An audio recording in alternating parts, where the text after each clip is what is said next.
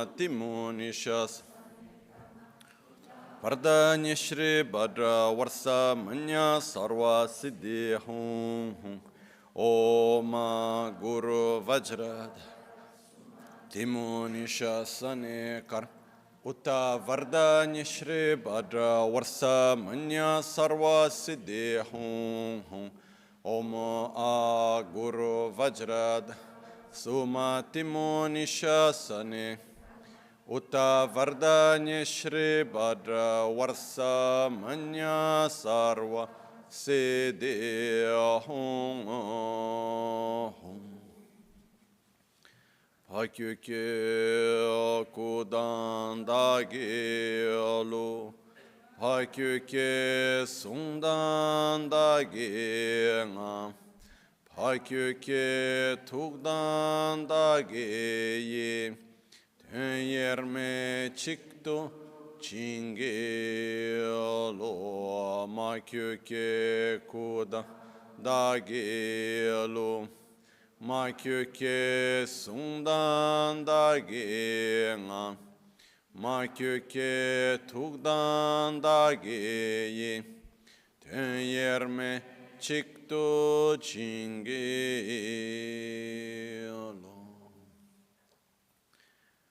Om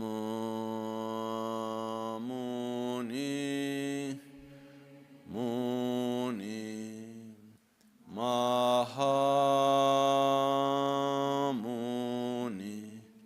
Shakya Muni Swaha Om Muni Muni Hamuni Shakya Muni Swaha Om Muni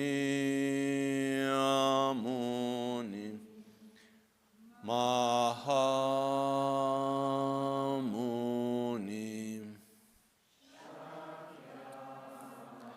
Muni Swaha.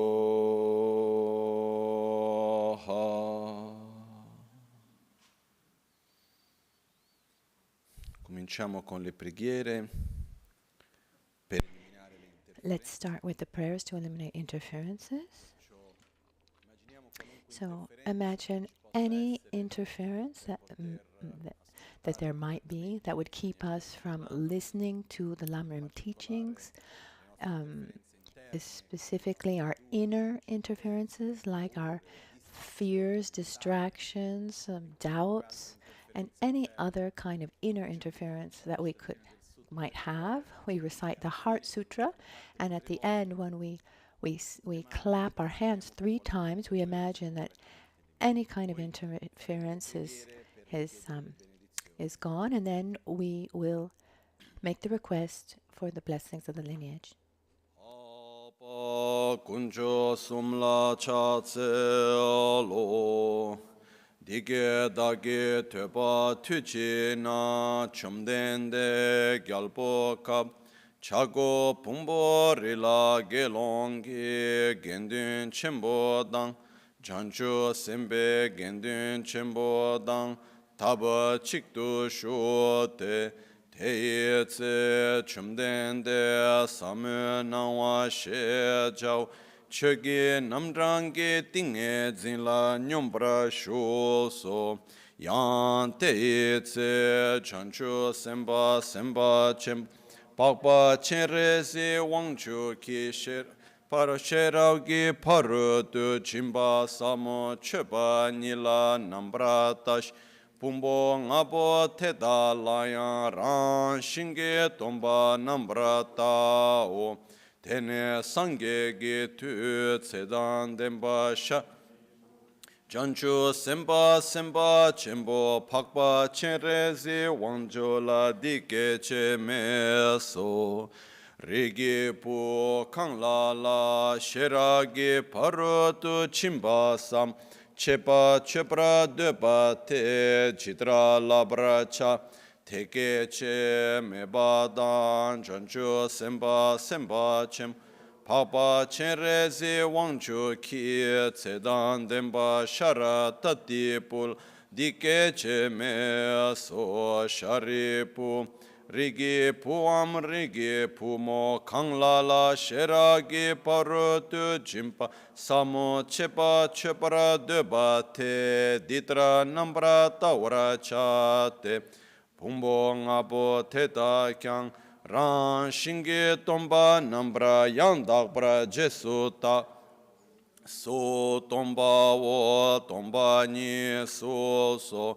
Sule tomba ni shema yin, tomba ni le kyang, so shema yin no te shin tu tsorwa dan, duche dan, nambra sheba nam tomba o, shari pu tetra che, tamche tomba ni te tseni meba ma keba ma gak, trima meba trima dan trawa triwa meba, Kangwa meba o sharipu teta we na tongba nila so me tsorwa me duche nama me nambrash mig me nawa me na me che me lu me yi me so me dra me tri me ro me rekcha me Che meto migi kama me bane, yigi kama me, yigi nambra shebe kamge pardo ya me to, marikpa seba me bane, gashi sebe pardo ya me to, teshin tu dunge wadang, kunchung wadang, gokpa dang, La me, yeshe me, topa me, mato paya me, to sharipu, teta we na, chanchu semba nam, topa me bechir, sheragi parutu jimbala, tingching ne de, semla tripa me chin, trapa me, chinchi lole, shindu dene, nyange le debe tarchin to, Tu sundu nambra shube sangye tamche kyang Sheragi paru tu jimba la tingne lana mepa yandakpra zope chanchu tu ngombra zopra sangyes Teta we na sheragi paru tu jimbe nga lana mebe nga minyam pada nyambe nga Dunge tamche rabdu shivra chebe nga Mitsum pena dembra shebra chate sheragi parutu jimbe nga me paya tayata gate paragat parasam gate bodhi swaha sharipu chanchu semba sem Teta sheragi parutu chimpa samola labra chao Tene chomdende tinge zin tele shende chanchu semba chenpo pakpa chenrezi wancho la lekso she jawa chingne lekso rigi pu tete shino rigi pu tete shinte chitra kyogi tempa shindu sheragi parutu jimpa samola chebra chate Deshin shepa namkyan jesu yirango chumden degi dige che katsen sedan demba sharatati pudan chanchu semba cherezi wangju dang tam chedan dembe kora teda dal hada midal hamai trisara chebe jikne irante Chomden degi sumbala ngombra to Kala chebe necho tamba na Ngweshe tsutru ngawe tutoba che Drupa pola mayela pushinsi Neson kandro tsola cha tse lo Akka samaranza shatara samaraya pe akka samaranza shatara samaraya pe akka samaranza shatara akka samaranza shatara samaraya pe akka samaranza shatara samaraya pe akka samaranza akka samaranza shatara samaraya pe akka samaranza shatara samaraya pe akka samaranza shatara akka samaranza shatara samaraya pe akka samaranza shatara Akka samaranza shatara samaraya pe akka samaranza shatara samaraya pe akka samaranza shatara akka samaranza shatara samaraya pe akka samaranza shatara samaraya akka samaranza shatara samaraya pe taya ta gate gate para samgate podi swoha Pakpa kuncho sumge kai dembe topchir do paragyurchi me paragyurchi shiwaragyurchi rabtu shiwaragyurchi drage parche mi tumbe chore ngemba tam shanti kuru yeswo ha geri tongdra gechu shiwadang mi tunbe kendan chawadang tumba drupchin punson tsogyurpe Trashi tekyang tendir dele sho. Richiesta di preghiera a tutti i maestri del lignaggio. The Lam Rim lineage guru prayers. Starting with Buddha Shakyamuni, we name every lineage guru all the way to Lama Michel Rinpoche, the lineage through which these teachings have come to us.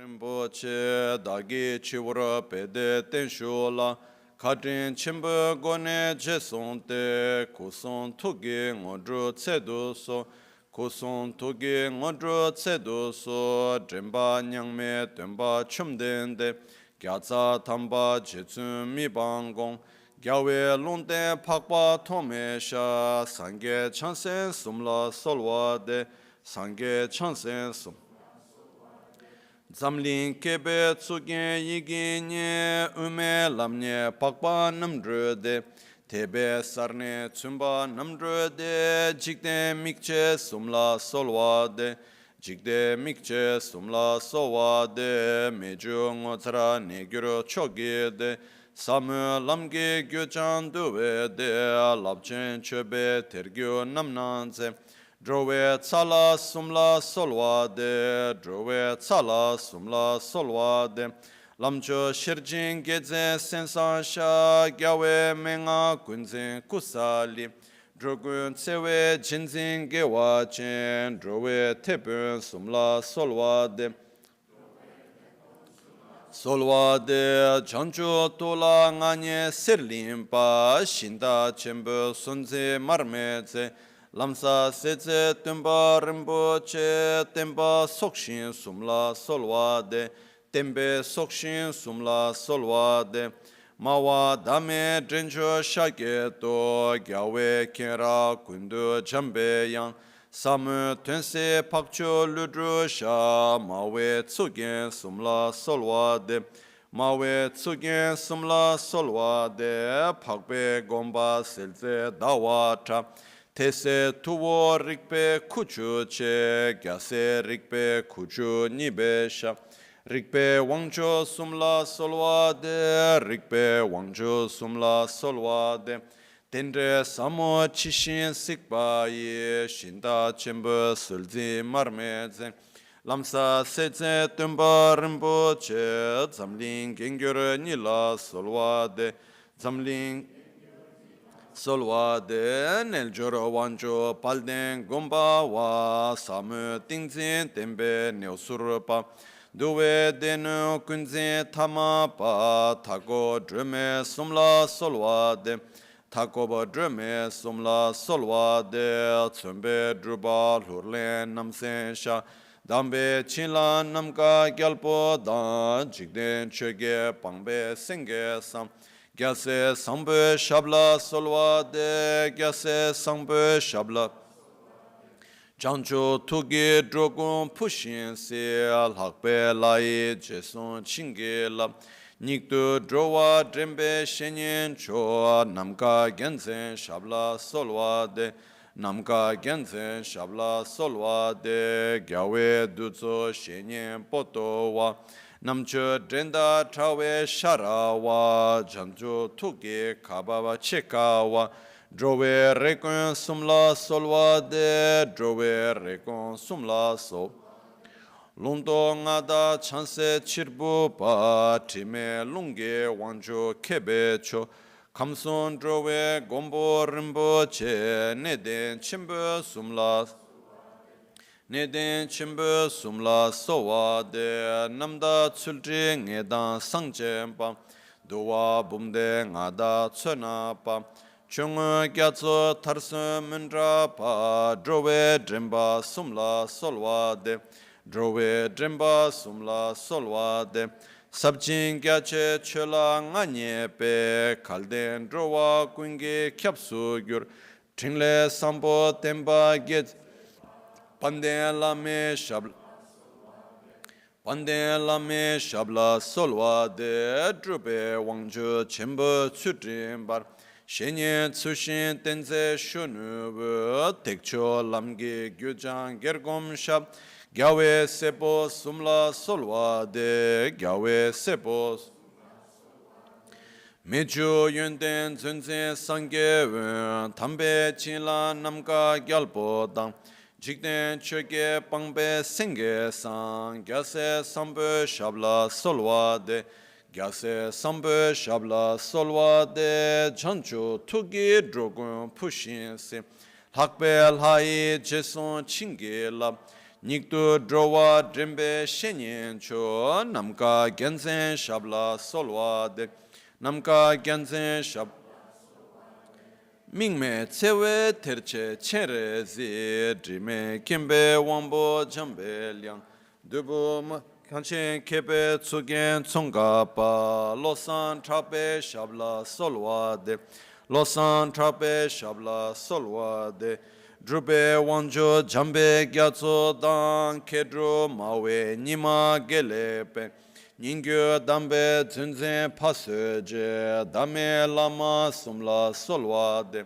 Dame lama sumla solwa de Sunjo kunye chegi dorje dan kusung ungyur gyawa ensapa Lundo ngada sangye yeshesha Kedru chimbo sumla Kedru chimbo sumla solwa de Losan chegi gansen zimbeje Teye tukse kuncho gansen sha Lamsa seze losan yeshete Jetsun lama sumla solwa de Jetsun lama sumla solwa de Tupten penze ngaw chamba dan Teye tukse losan nindra sha Gyatso Taboo yunden taye nga Trinchen lama sumla Trinchen lama sumla solwa de Losan yeshe temba rabge je Lodro sambo drugun namdru tse Losan gyawe chötsun jinge pa Tsungme lama sumla solwa de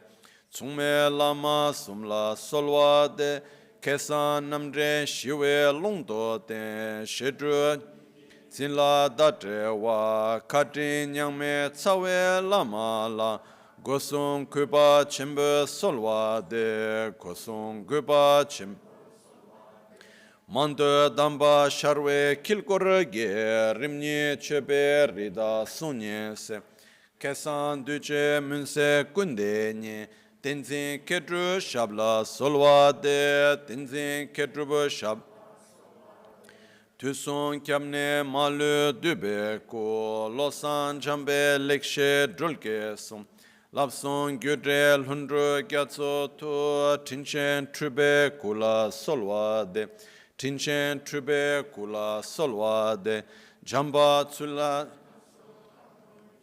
Tugyo lekdam gyalten zimbe tso Namshi tinle gyatso gochen kyo Yungya jetsun lamra solwa de Yongyaba jetsun lamra solwa de losan gyalwa kunge yesheni chigde time gyalden zimbe so ramjan kilkor gyatso chudug trinchen lame shabla solwa de trinchen lame shab Lojo sambo pagyo trashi pa tuche tembe trinle yarngoda Pege drolo zambe zebra chen pande lame shabla solwade Shabla solwade ramja sonla kunla tawe mi Kesan tarpara drebe jungo cho tsewe kyebe tapke zebayi Seze shenye namla solwade senze shenye namla solwade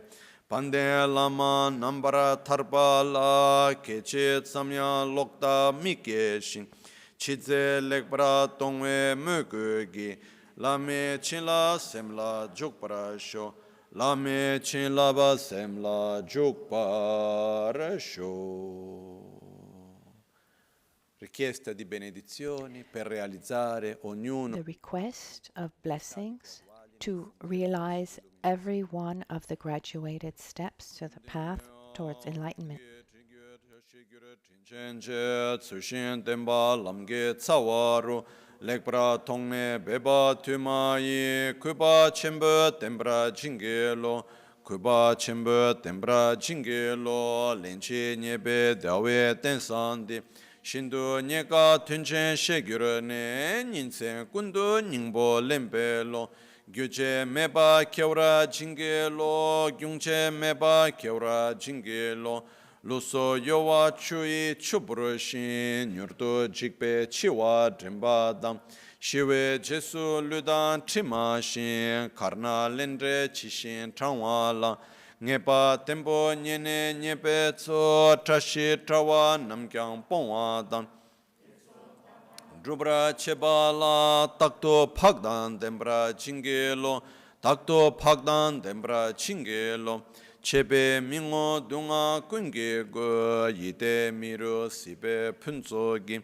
Nyemi ringne tarpa dewala tunye chembe keura jingelo Tunyere chembe keura jingelo namda samba teye changbayi Tenda shishin pagye chembe yi Tembe tsawa sosra tarpa la druba nimbro chebra jingelo Druba nimbro chebra jingelo rani sitsro longwa chishinto Magyura drowa kuingyan tetra wara tongne drowa drolwe kurkerwe Janjo semjo jombra jing Janjo semjo jombra jingelo Semzang kekya tsutrin namso la komba mena janjo midru par Lekbara tongne gyase domba la Tsumba trakpo lobra jingelo, tsumba trakpo lokpe yula yenwa shiche chin, yangdan tenla tsushin chepayi,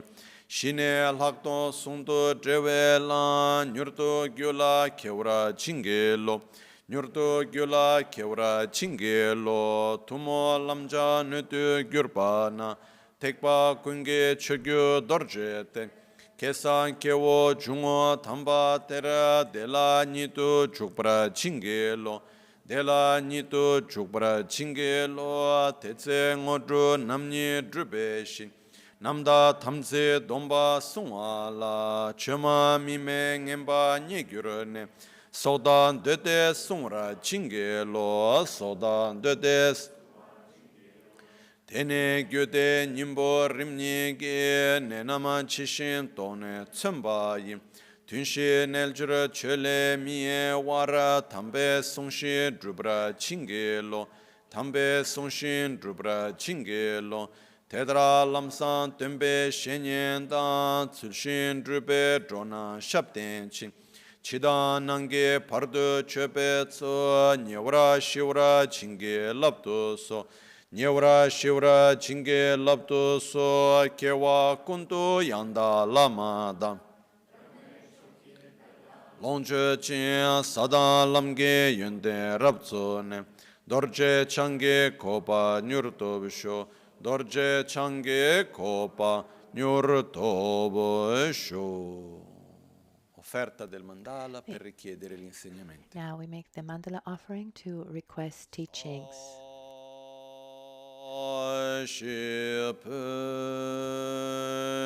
Shipki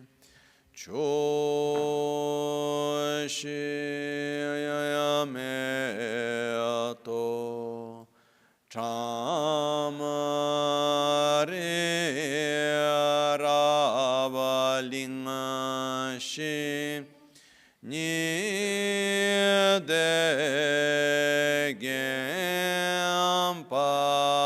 Nidegempadi Sange Shinto Mikte Ulwarki Drokunam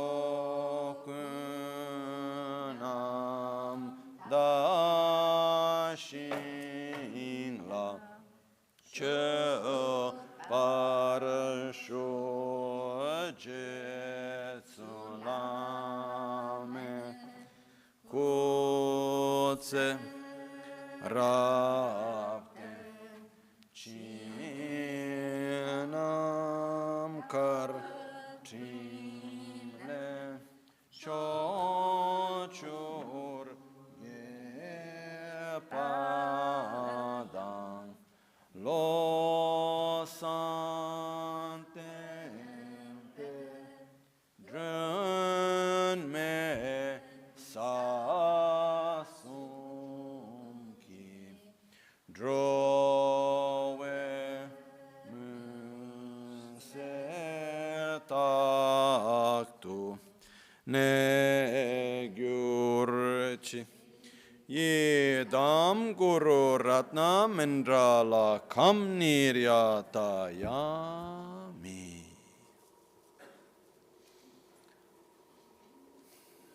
Generiamo la motivazione per la quale vogliamo ricevere questi insegnamenti con l'intento di poter sviluppare le nostre qualità interiori in modo di uscire dal ciclo di sofferenza del samsara, raggiungere lo stato di Buddha per aiutare ogni essere a uscire dalla sofferenza.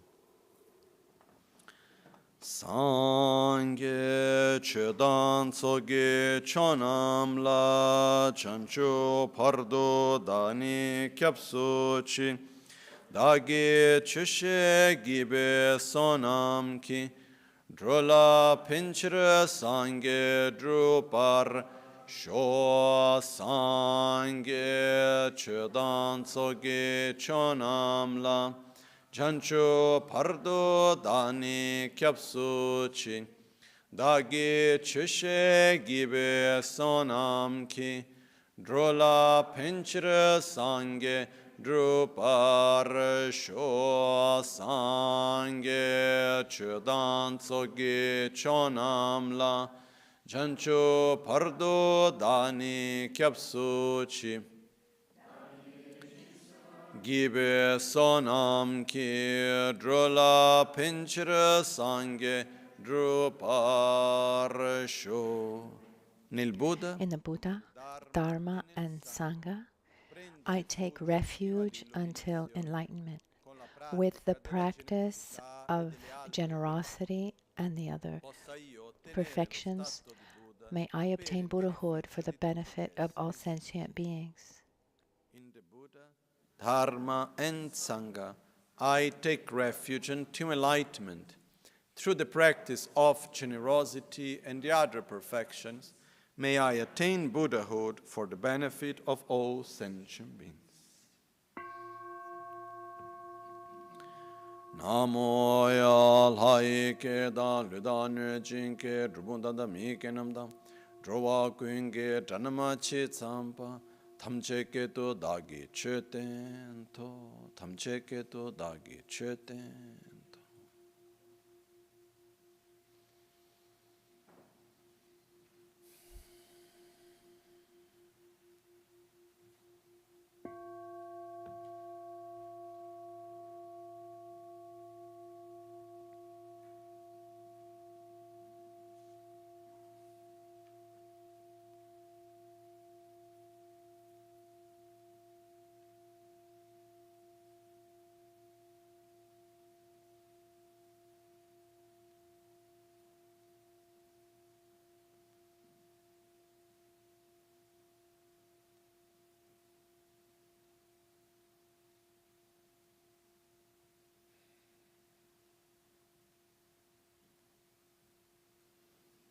Buongiorno. Good morning.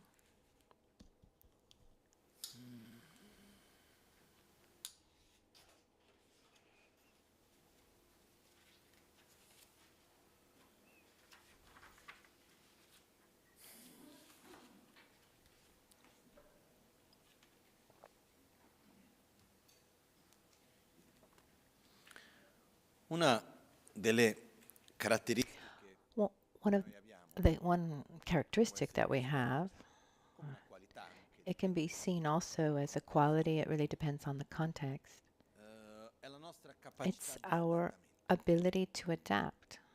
Quindi quando noi ci troviamo So when in we un certo contesto, find ourselves in a certain abbiamo una context, capacità non indifferente di adattarci we a have questo contesto. this Cose important che inizialmente quality sembrano of adapting to that context. dopo Something un at the po' beginning that ci seemed pesano difficult, meno, after a piano piano while, troviamo it's modo come adattarci it's e vivere less heavy, and we find a way to che sia live il with caldo, che that, sia il freddo, be it che the sia un tipo di hot, cibo the heat, or the cold, or a certain type of food, che sia um, l'inquinamento, pollution, qualunque or cosa, no? whatever it is. Per esempio, For example, a me mi capita dopo quando passo it, lunghi periodi for me, after long qui ad periods Albagnano, here in in un Albagnano, posto for example, lontano or dall'inquinamento, somewhere far from rientro in una pollution, grande città and then I go e into sento la a puzza in della to a città, big city, I really smell the bad quell'odore smell of dell'inquinamento della the città. pollution Però of the dopo 2 o 3 city. ore che But senti after a quell'odore few in hours, when you're continuazione e there, after a freddi, few days, quell'odore lo senti ancora?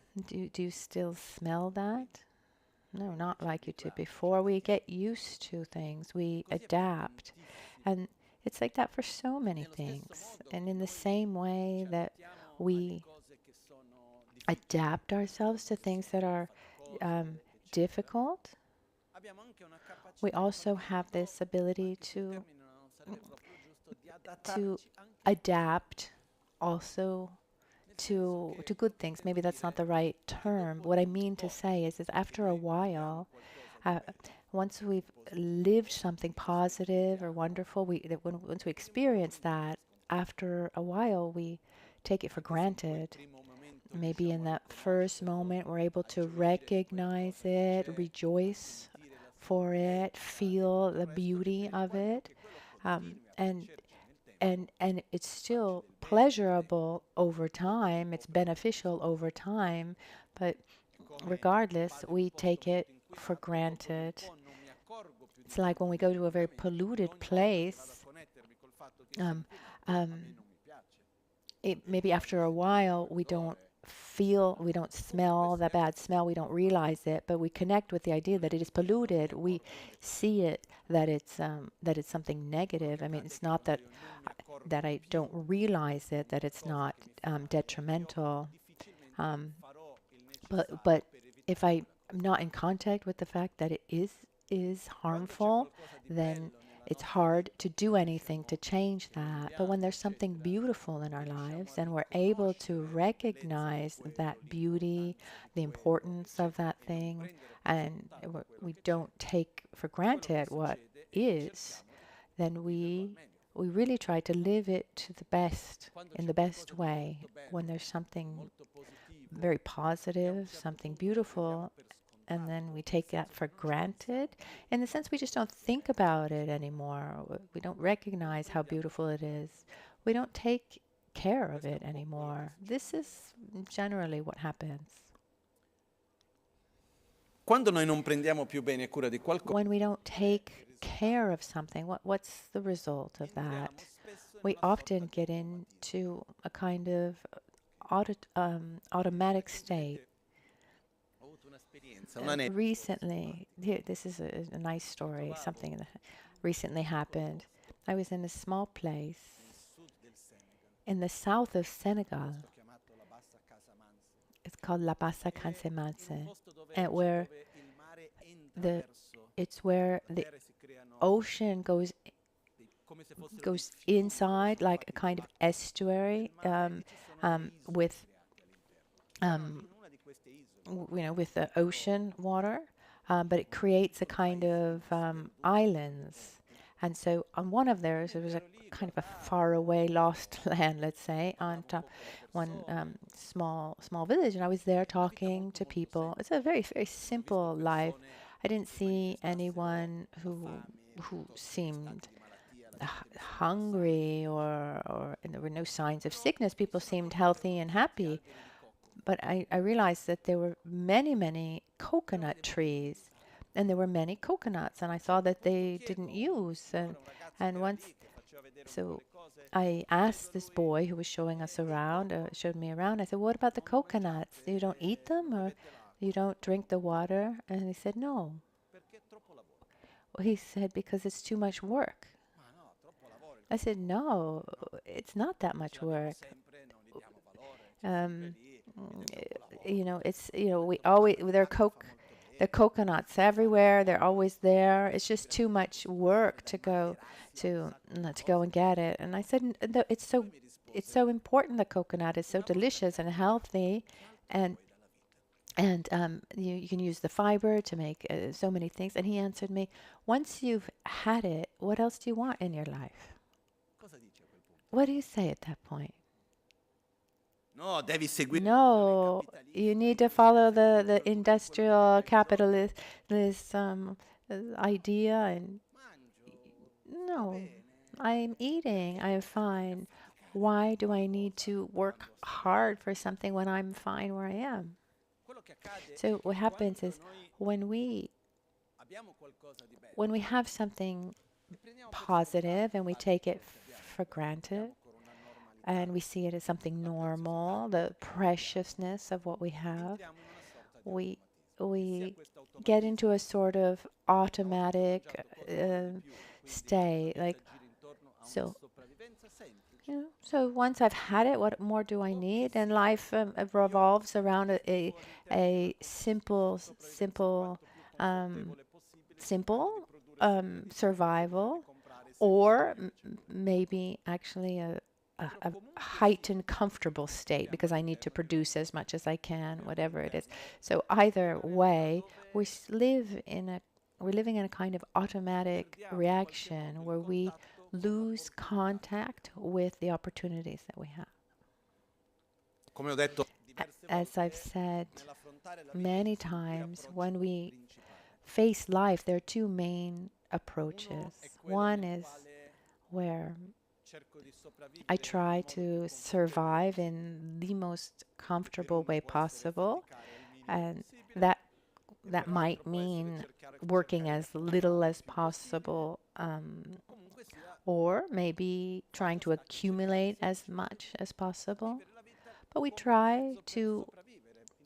live our life as a way to in an end of itself. Another way is where we live our life as a means, not as an end in itself, where there's something that transcends this present moment, that transcends life itself, where this opportunity that I have, this life that I have, it's a tool for something else.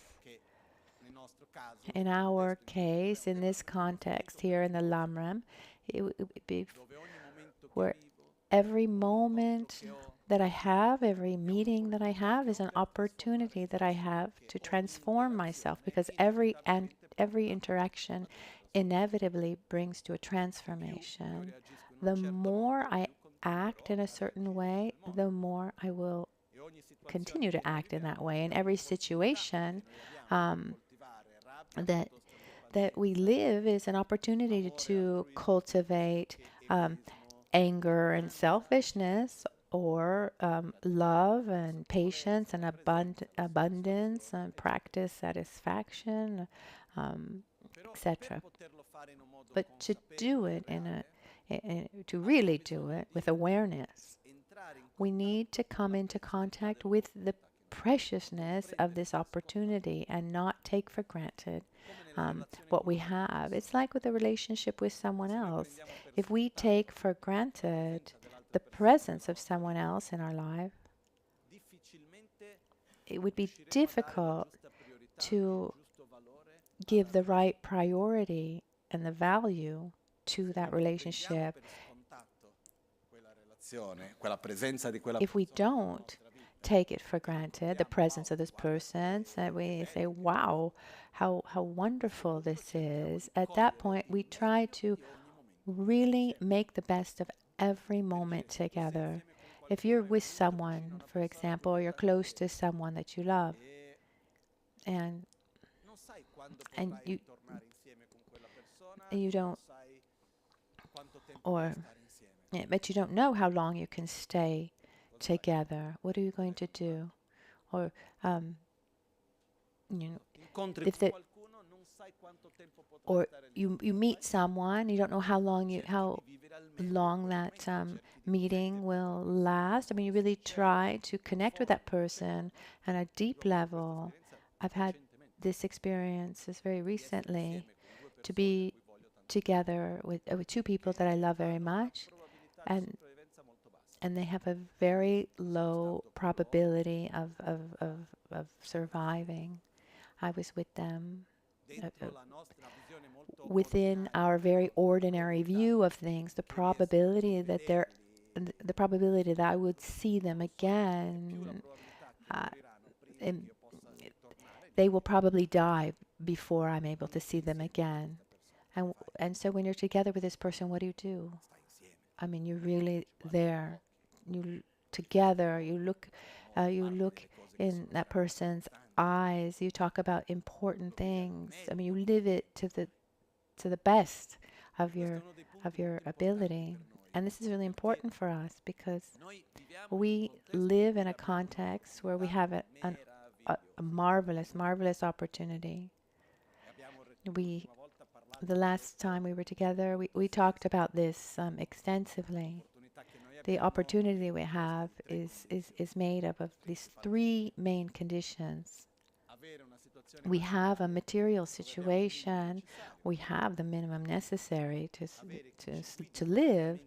We have someone who can guide us on a spiritual path, a correct path of inner development. And the third is that we want to follow this path. We want to face our own shadows and develop our own qualities. These qualities are extremely rare, these three qualities, and very powerful.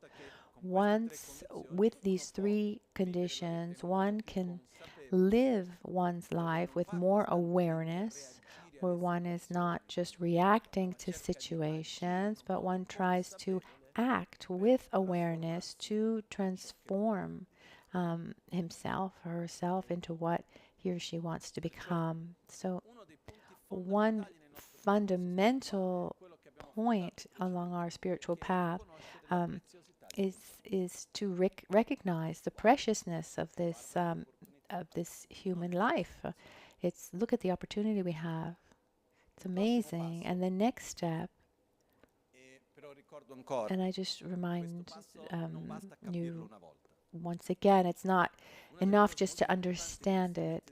One thing that's very important in the Lam Rim teachings, if we just take a couple steps back, let's remember that Lam Rim's divided into two parts: how to practice during meditation sessions and between meditations and sessions. It's not just about learning something. It's okay. So now I've understood that life is precious. What's the next point? I mean, having understood that this life is precious, rare and precious, and this opportunity that we have, the conditions that we have, is important, but it's very far from being enough. Just understanding it's not just about understanding it. We need to realize it. Realizing it means feeling it in our body, feeling it deep inside. Means waking up and saying, wow, how wonderful this opportunity that I have. I don't want to waste it. Has it ever happened, for example, well, maybe you've gone on a trip, you've gone somewhere absolutely marvelous, put a lot of effort into getting there, maybe spending years in debt paying for such a trip, and has that happen, and you get there, and you in this marvelous place. I mean, you don't stay closed in your room watching, watching TV or looking at your phone. You really take advantage of being there, and in, in the same way, one can wake up in the morning and realize that how precious this life is. Say how wonderful that I have this body that is more or less healthy, or these conditions where I don't need to worry about just surviving. On how wonderful that I have someone who can guide me on a spiritual path. How beautiful that I have this ability and the desire to be part of the solution and not the problem. How beautiful that I that I can really develop myself spiritually, and that gives me the guarantee to continue my path of helping others and developing myself, my qualities. When you realize this, it's a state where I mean, you feel joy inside, and it's always present when you recognize that you're alive with these conditions. It's always with you. But to do that, we need to familiarize ourselves with this. We need to meditate on it to realize it. Once we've familiarized ourselves enough with this point, and actually, once you get to this point, before getting to the next, I mean, we really need to familiarize ourselves with this. But if if these if these teachings were given one to one, I could do that, where I explain the preciousness of this life, and then I send you off to meditate. Once you have realized it, once you feel it, not just on a conceptual level, but you actually feel it within, then we go on to the next stop. When Pabonka Dechen Nimpo, the master of Lama Ganchen, received these teachings, his master lived in a kind of a mountain hut. So he would go to him, and he would receive one of the steps, and then go back and meditate. And then he would go back to him, walking in the mountain, and he said, I had this kind of insight, this understanding, this feeling. Okay, and then we go to the next step, or we work on it longer. But here we're all gathered together. But there is some time between one teaching and a next, and one should familiarize oneself with what we have covered. So the Lam Rim it's not a transmission of knowledge. The knowledge in itself, I mean, we could do it in a weekend, maybe 2 weekends. We could cover all of the Lam Rim, but it's a process. It's an inner process of analytical meditation to move something within, to generate states of consciousness that afterwards we need to regenerate innumerable times, so that they become absolutely spontaneous. And at the basis, we need to recognize that this opportunity that we have is rare and precious. And once we have realized that, I mean, what's the result? Non la devo perdere. The result is that we need to really use it well, and not lose this opportunity. And so the next step is how to make this life meaningful, how to make these conditions meaningful. And here we have 3 things to do. How, in just in a few words, they're called the 3 scopes, the 3 types of practitioners, or 3 objectives. So the small, medium, and large scope. So the first one is being able to transcend this life as an objective. Be able to generate an awareness and an objective that goes beyond the objectives of this life, to give value and try to identify oneself with what goes beyond this life. The middle scope is where we want to get out of this cycle of suffering, of samsara. And the great scope is about generating the so-called bodhicitta, this attitude of altruism and love, compassion towards others, and the Qualcuno direbbe io voglio andare subito al più grande. the development, the inner development process necessary to do that. So one might say, I want to go right away to the great scope. Okay, you want to go to the third floor? Well, first of all, you need to pass through the first and the second floor too, whether you take an elevator or the stairs. But there's a difference between going to the first floor and staying there, going to the second floor, staying there, or going directly to the third floor. I mean, the main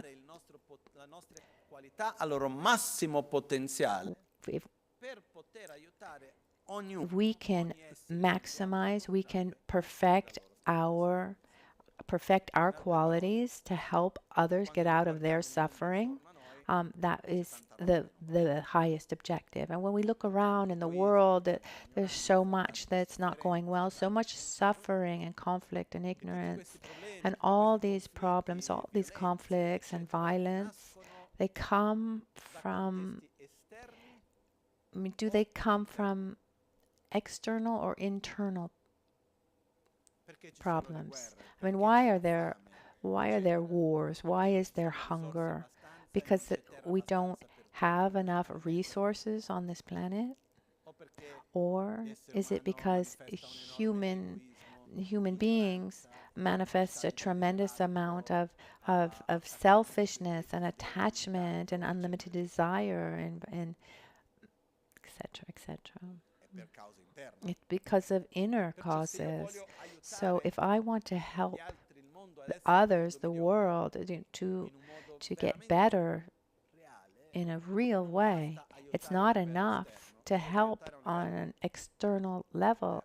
I need to help on an internal level. But how can I help you have less anger if I'm always angry?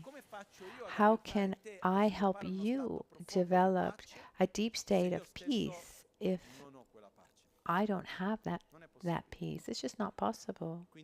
So first of all, I need to develop these qualities, the qualities that I want the world to have. And to get to this so-called third floor, we need to go by the first and the second floor. So now we are starting on the Lam Rim, starting with the small scope. Here we're talking about the common aspects, the common aspects of the small scope, because our objective is not to get to the first floor, it's to pass through the first floor. And this is important because sometimes people will think, oh, I want to bodhicitta, Mahayana, go to the great scope, but we can't get to that level without without going through the others. And it's very beautiful to see how this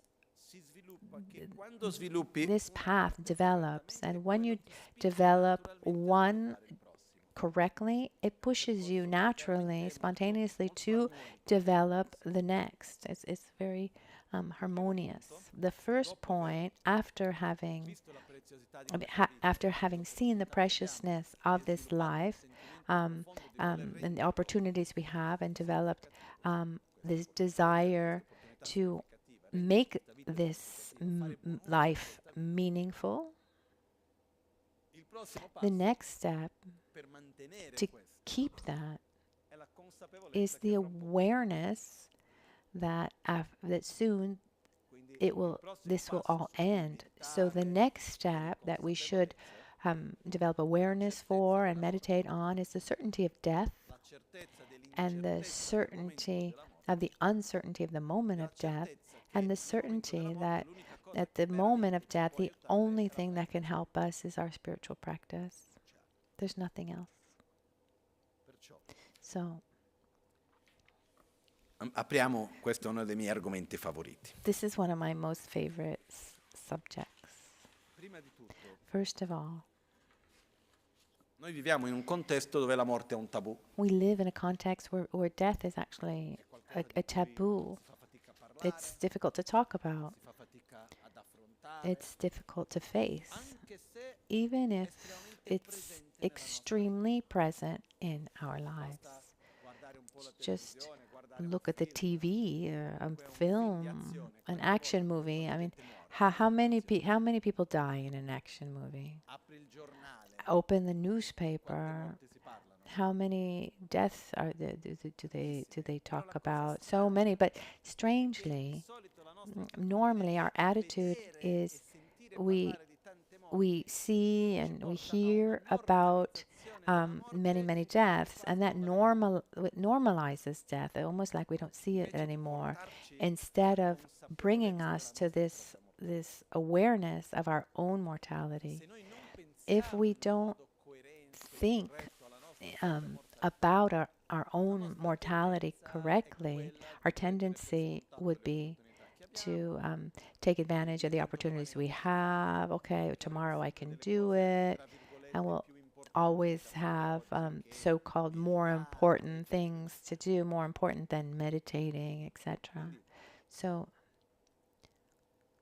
obviously, I mean, practicing Dharma is tiring. It's difficult to look at oneself in the eyes and see one's own shadows and walk, swim against the current, against our habits. It's very beautiful. It's very joyous, but it's not easy. And when there's something that's difficult, our tendency is to put off. Yes, it's important. I'll do it tomorrow.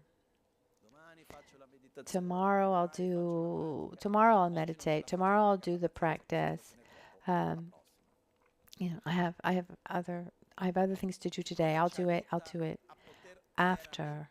But what can really help us take advantage of every day, a real awareness that we don't have any certainty as to what's going to happen tomorrow. Se io vi chiedo, if I asked you, are you going to die? If I ask you, are you going to die? What's your answer? Yes or no? Are you sure? Where does this answer come from? Is it in your head, or is it in your heart? Is it in the lower parts of your body? You're going to die. Where does the answer come? Normally, it comes from our head. Or it comes, or if you're really sure, if it's not so obvious, it comes from lower parts of your body, or you get goosebumps. So it's said that a real Buddhist practitioner should think about his death 3 times a day, at least once a day. And I do it by asking myself 4 questions. The first questions, of course, we're talking about our own death, not someone else's death. The first question is, am I going to die or not? When one asks this question to himself, it's important that answer, it's important not to answer right away. One needs to allow oneself, should make sure that the question is deep, and that the answer doesn't come too quickly from the head, from one's head. I had this experience a couple of years ago now, when I was coming here for teachings.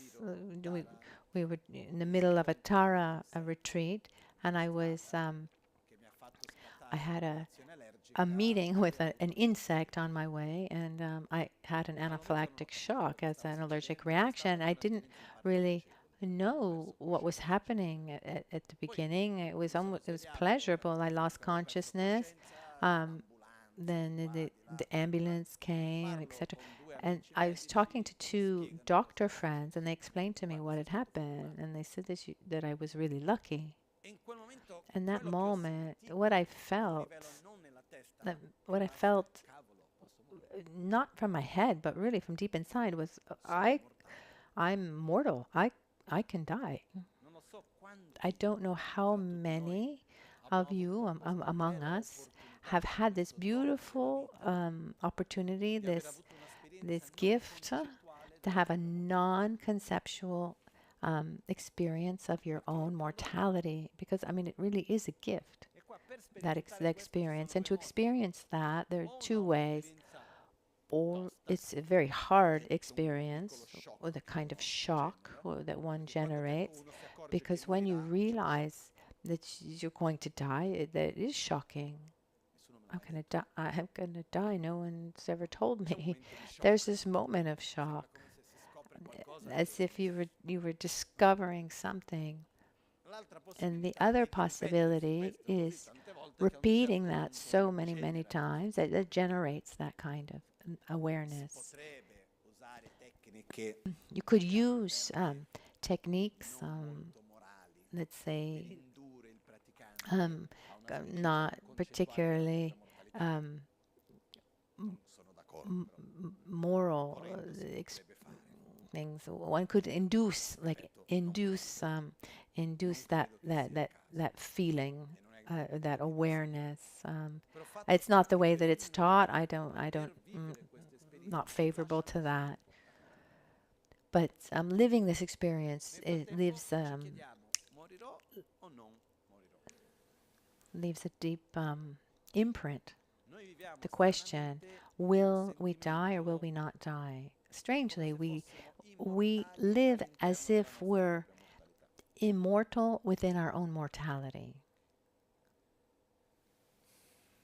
We have this idea. On one side, we're aware of our mortality. Not being aware of it would be, not being fully aware of it is a kind of system of self-defense. Because if one were really, really sure, maybe people wouldn't leave the house. Like once there was a friend in India was sick and says, "Oh, I was sick, but refused to go to the hospital." Why? Because my master went to the hospital and he never came home. But at that point, don't eat, because there are those who choke to death or don't get out of bed, because some people fall coming out of bed and hit their head and die. I mean, there are actually, if you look, there are more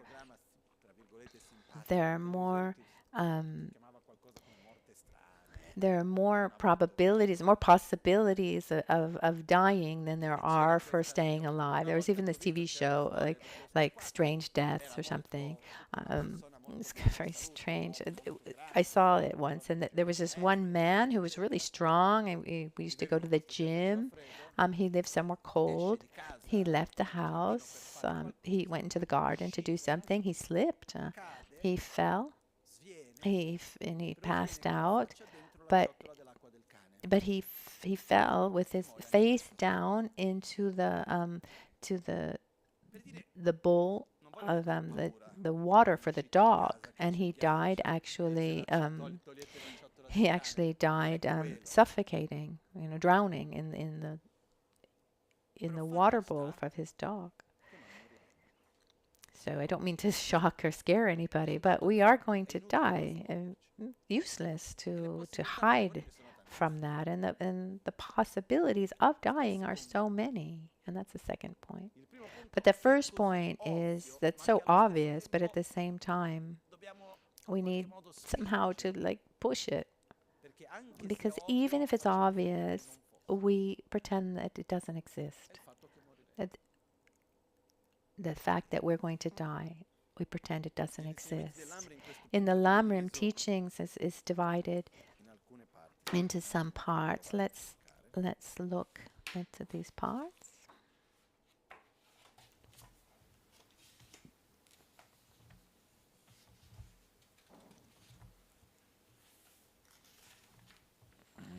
Dove siamo qua?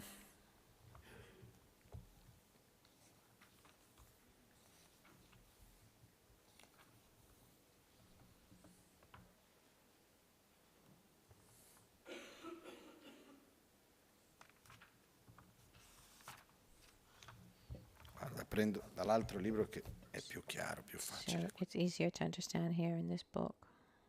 Ce l'ho qua in inglese, ma He's taking it from the English book.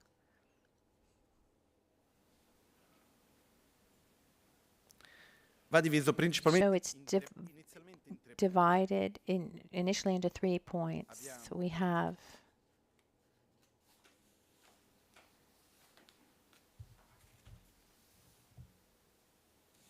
Aspetta.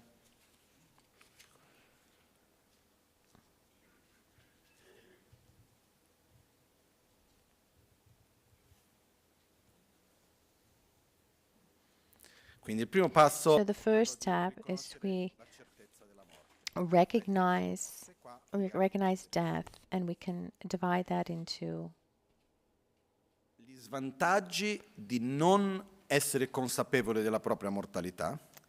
recalling Di essere consapevole della recalling death in the sense that we do not the disadvantages of failing to recall death is one, and then the second, the advantages of recalling death, and the third is the actual method to recall death.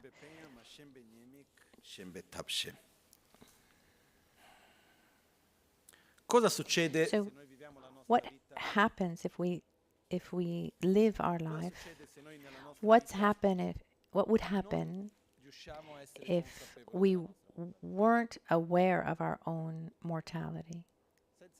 prima di entrare nel testo. Without getting without Cosa succede? looking at the test, normally what would happen? Abbiamo stato di We live life within a state of this automism. And one day follows the next. chi di noi qui non ha I problemi mean, da risolvere? he who here does not have problems to resolve? Who here doesn't have objects of desire to obtain, to enjoy, objects of aversion to get rid of, Quello che succede è che problems to resolve? Let me just give you an example. Maybe it can help us get right to the point. un amico di un amico A friend of a friend, era, sì, è ancora he Alfredo. is our friend Alfredo Alfredo Sferiunis Sferiunes. For many years, he was a director of the World Bank, conoscente al lavoro, and a co-worker direttore della Banca Mondiale, was also insieme a director in the World Bank. They used to work together. This friend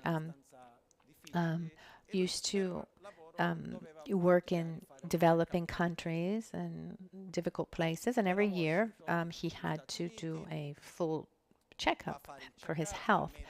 And once, while working in Washington D.C., he's able to, go and do this checkup, in between all these meetings, and he did it. And then sometime later, the head of the hospital called and told him that the exam results were not at all good. And he told him to put his affairs in order, which means to prepare yourself to die. indiretto per dire preparati per morire. E lui dice: ma che cosa succede? And he said, well, what's going on? He said, you have, metastasis in your whole body. Non hai più di 2 mesi. And they didn't give him more than 2 months of life. Cosa fa? What did he do? Cancella He canceled all of his meetings. torna a casa, He went home, dice: ok, io cosa said, faccio? okay, now what am I going to do? Riprende i libri che He, voleva leggere, he, nunca leggeva. he picked up books that he had wanted to read, but what didn't read. He picked up his son's phone number. The son he hadn't spoken to in years. He thought, if I'm going to die soon, really, what's important to me? What is it that I want to do? And he started to do these things. The next day, or a few days later, I don't know, he actually received a phone call from the president of the hospital saying, we're very sorry, there's been a mistake. There was someone with the same name, and the clinical Apro e chiudo parentesi, se qualcuno dice they accidentally exchanged the data. I just, on a side note, if someone tells me that I have 2 months to live, I would look for a second opinion. Like Lama Michel once went to a doctor to do a checkup. Many people insisted he do this, and Lama Michel went to the doctor. It was a geriatrist in Brazil. And the doctor asked him, well, when was the last time you've been to the doctor? And he said, 70 years. In 70 years, I've never been to the doctor. And so the doctor told him, well, if you've never been to the doctor, it's not by going to the doctor and taking exams that your health is going to get better. I mean, keep going on with your ability to, self, analyze and treat your body well. Going back to this story, when this man was told that he was going to die, he changed his priorities. But then when he was told that it wasn't true, he closed up his books, he didn't call his son, and he went back to living as if life was forever, taken by the things to do. So so now that he had to go back to all the meetings that he canceled and all the emails he didn't read, he didn't have time to call his son. So when we live our life without recognizing the fragility of life, our priorities change. In other words, when we have a real awareness of the certainty of our death, our priorities really change. Once I heard this expression, if you wake up in the morning and you look at yourself in the mirror and you ask yourself, if today were the last day of my life, would you do what you're going to do? And if the answer is no for too many days, it means that you need to make some serious changes. È il fatto che rimaniamo intrappolati in una quotidianità. Because one of the first negative aspects of not recognizing the certainty of death is that we become trapped in our daily life. Here, this text of Lam Rim by Pabonka Rinpoche says, among the disadvantages of failing to recall death, of realizing one's own mortality, the first is we're not able to remember the Dharma in our lives. The second disadvantage, I mean, even if we're able to recall the Dharma, we won't practice it. The third disadvantage is that even though we might attempt to practice the Dharma, we'll not do it correctly. And the fourth disadvantage, our practice will lack intensity. And the fifth disadvantage is that we'll develop a bad character and negative aspects of our character. And the sixth disadvantage is that we will die in a state of regret. Vediamo uno per uno veloce. Let's just see one by one quickly. Senza la consapevolezza della nostra morte, without the awareness of our own mortality, of our own dying, we have this idea, oh, yes, I've studied Dharma, I've heard teachings, but as Atisha said, During the day, we're distracted. At night, we're asleep. The things to know are many, and soon we'll die. How much time of our life, actually, of our daily life, do we dedicate to practice a spiritual path with great awareness? Is it 80% of our life? I mean, of your waking hours, which would already be about half of your life, a little bit more. So I hope you sleep well. In our waking hours, how much of that time are we dedicating to not developing bad habits, developing our own qualities, and really practicing the Dharma? Is it the majority of our waking hours or the minority? I hope it's the majority, but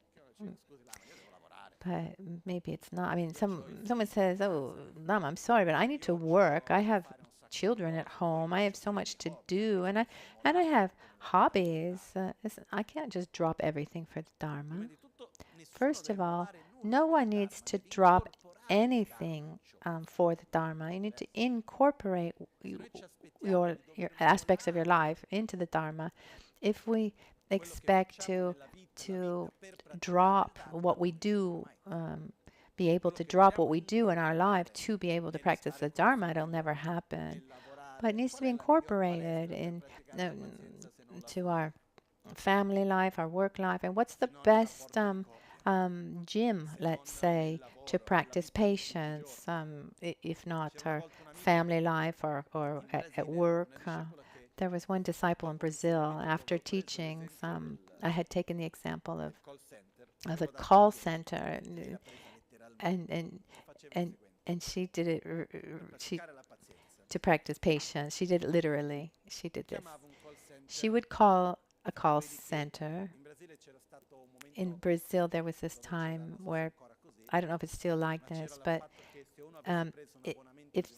if someone signed up for, for example, if you subscribe to a TV channel, some kind of cable channel, it was like impossible to cancel that subscription. Really, seriously, there were also lots of court cases about this. So she would call a call center, and she would put a mirror in front of herself, and once she realized that she was losing patience, she would hang up and she would call again. I mean, she would spend basically full days doing this. But the point is, if I'm in a daily situation where the things are not the way I think they should be, or people are not answering the way I think they should answer, or difficult. I mean, this is one of the best contexts to be able to practice patience. Otherwise, we say, "Oh, may all beings be happy. May all beings have happiness and its causes, except those in the call centers." No, when I call and someone answers, "Hello, how are you?" Just a moment of affection, a moment of taking stock of the fact that there is another human being on the other end of that phone, and it's not just a function, it's a human being and should be treated with respect. It's an opportunity to practice altruism, respect, love. And then it's also an opportunity to resolve something practical that needs to be resolved. But every time we meet another being in person or by phone, when we need to interact with another person, it's an enormous opportunity that we have to develop the most beautiful part of ourselves. What happens is, when we just answer automatically, um, it's difficult because we're going against our own habits. So the awareness of our death helps us get out of this automatic response. So someone who doesn't recognize his own mortality will have trouble practicing the Dharma. And together with that, there's that second disadvantage is even if we recall the Dharma, we're just not able. Oh, I should practice better. I should meditate more. I should be more aware, practice generosity, morality, patience, etc. But look at the situation that I have and my children and work. And even if I remember that I should do it, I am overwhelmed by my daily living, that it's difficult for me to do it. The third disadvantage, even when we try to practice the Dharma, we don't do it completely correctly, because I meditate one day yes, one day no. Once one day I do it, one day I don't. When I'm doing it, I'm already thinking about something else. It's not our main priority. Is that clear? Then la pratica viene anche quando riusciamo even if we're able to practice in a more structured way, there's a lack of intensity, because if I have the total certainty that I will die, I really want to make this life meaningful. I go to meditate, whatever I need to do, I'll do it in a very deep way. I won't let myself be taken by other things. So the intensity of the practice, it becomes different. When we fall into just reacting automatically, then we end up cultivating what we already have. If we were already born or as a stable, joyous, satisfied, altruistic, wise, respected person, then we just keep our automatic responses and we stay there. But if we are used to reacting with envy and nervousness and dissatisfaction, with fear, then what are we going to cultivate? If we just have these automatic responses, we're going to keep cultivating that.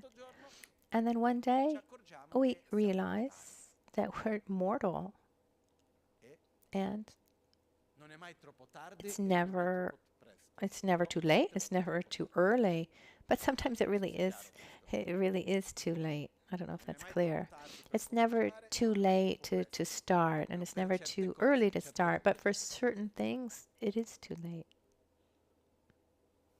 Mi ricordo un esempio che è un po' estremo. I remember this one example. It's a little extreme. One of my masters, Geshe Thupten Rinchen, Geshe Thupten Rinchen, one of the greatest teachers of philosophy that I've ever known. Had thousands of disciples. He was a master with his level of knowledge and practice was incredible. Every day he would wake up at like 3 o'clock in the morning, about 3 hours of practice, meditation, have breakfast, and then would spend like 10, 12 hours a day teaching the Dharma. And then he would do other meditations for himself and then go to sleep.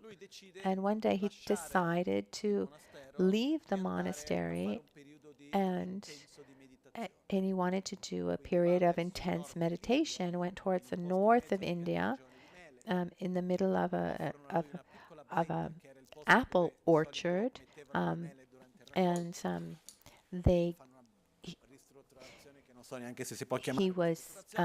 he was given a kind of house where they were storing the apples, and one of his disciples, Geshe Lobsang Ninja, he went there to help him, to cook for him, etc. And at a certain point, in those first 3 months, he said that when he would finish the meditation session and he was there to feed to bring him food. He realized that he had been crying, and then this disciple then finally mustered up the courage to ask him if he was okay, if what was wrong. I mean, in the East, it's very rare to open up like that or to ask, much less would one wouldn't ask one's master what was wrong. And then he did, and he answered. He said, "Here, dedicating my time to practice seriously, I realized that for many years I was pretending to practice, and now that I really want to do it seriously, I don't have the energy that I had before." What happens is, and this is kind of extreme because for most of us, for all of us, let's say, what he used to do, what he did before this retreat was already so much. But what happens is, what he was saying, in other words, I saw that I was just doing things, responding automatically, and I wasn't doing the things with as much depth and intensity as I could have been doing it. So if we just respond automatically to everything, when we get to our dying day, which will arrive, there's a probability that we will look back and say, what did I do with this opportunity?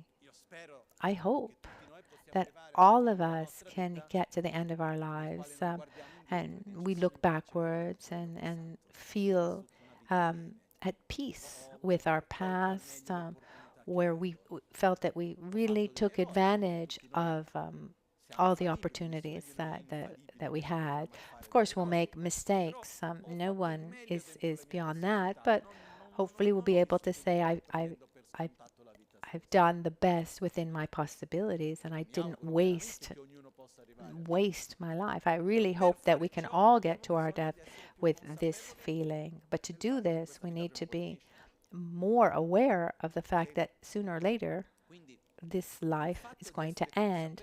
And being aware of one's own mortality has nothing to do with being afraid of death. We should have fear of living our life in a meaningless way. It's because dying is not the problem. It's not the problem because there's no solution. There are those who are looking for solutions. I mean, there are people who are investing billions into overcoming mortality. I read about this company in the United States made up of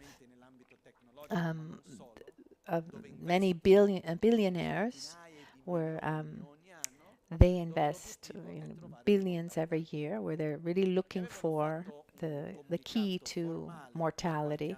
And even just a few years ago, they sent out a formal communication saying that they expect that in 2030, which is right around the corner, he who has a body that is healthy enough and money enough, one could live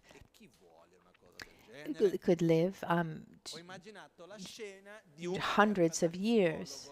And I thought, first of all, like 150 years. Who would want to live that long?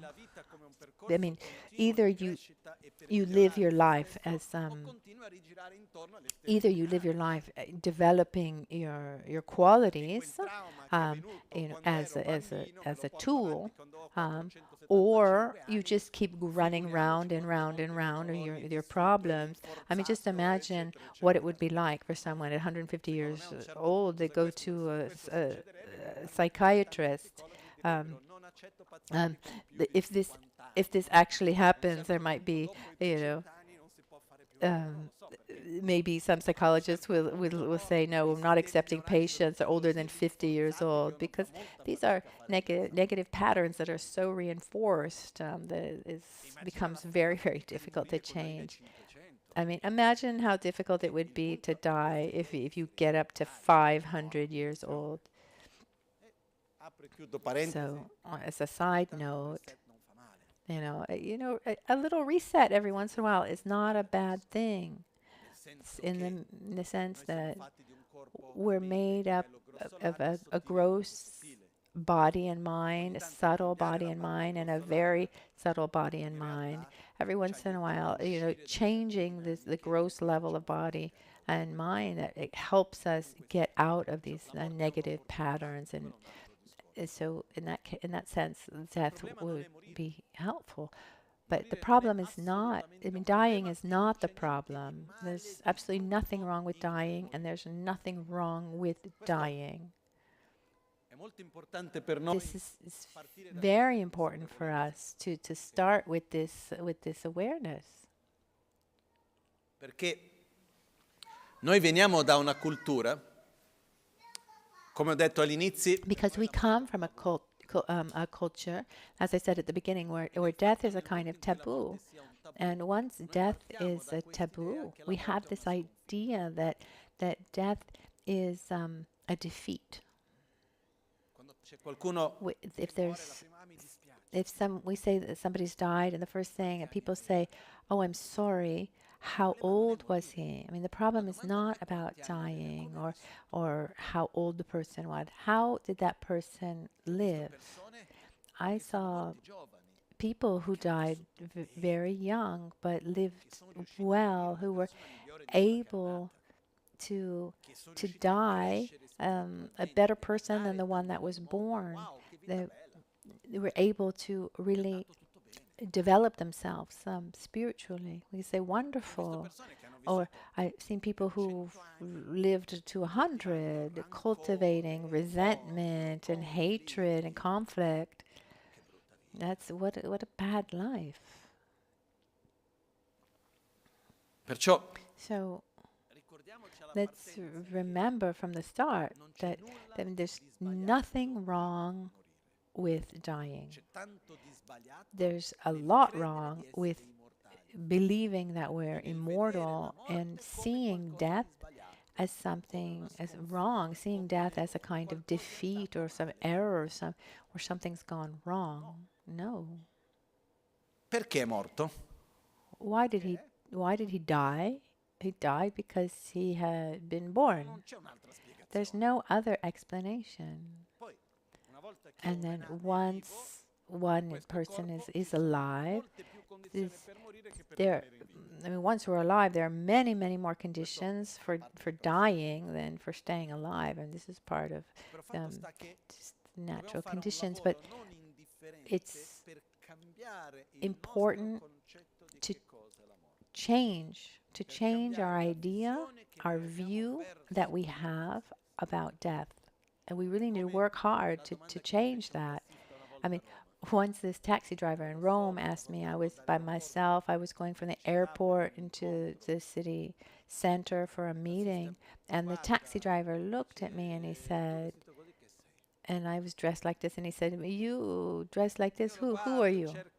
And I tried to explain, Buddhism here and there, and I saw that the more I tried to explain, the stranger he looked at me, and then at a certain point he looked at me and he asked me, "But you, in death, you believe?" And I said, "Well, I would say saying yes is too banal." I thought to myself, almost like lack of respect towards him. So I said, it depends on what you mean by death. If you mean death as being the end of everything, and then there's nothing else, then no, I don't believe in that. But by death, you mean like this passage of this of this life into something else, then yes, I believe in death. He looked at me even more strangely, but it made me reflect. I mean, it's not a banal question. You know, we should ask ourselves, you know, what is death for us? Perché la morte è una parola. Because death is a word. Ma questa parola, But this word, che cos'è la morte? what is death? È la fine? Is it the end of everything? È un passaggio come Is it Lama a passage?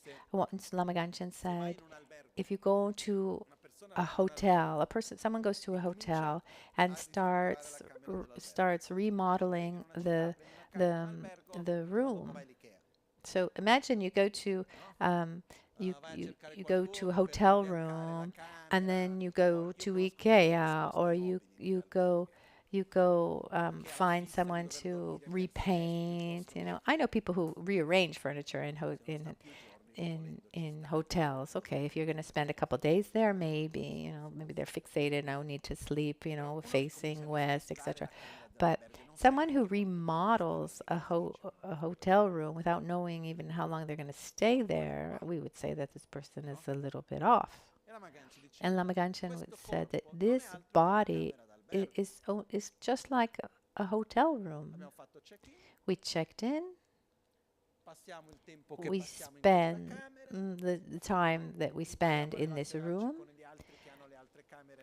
We try to relate to the other people who have rooms in that same hotel, and then one day we'll check out and we'll check into another hotel, to no hotel room.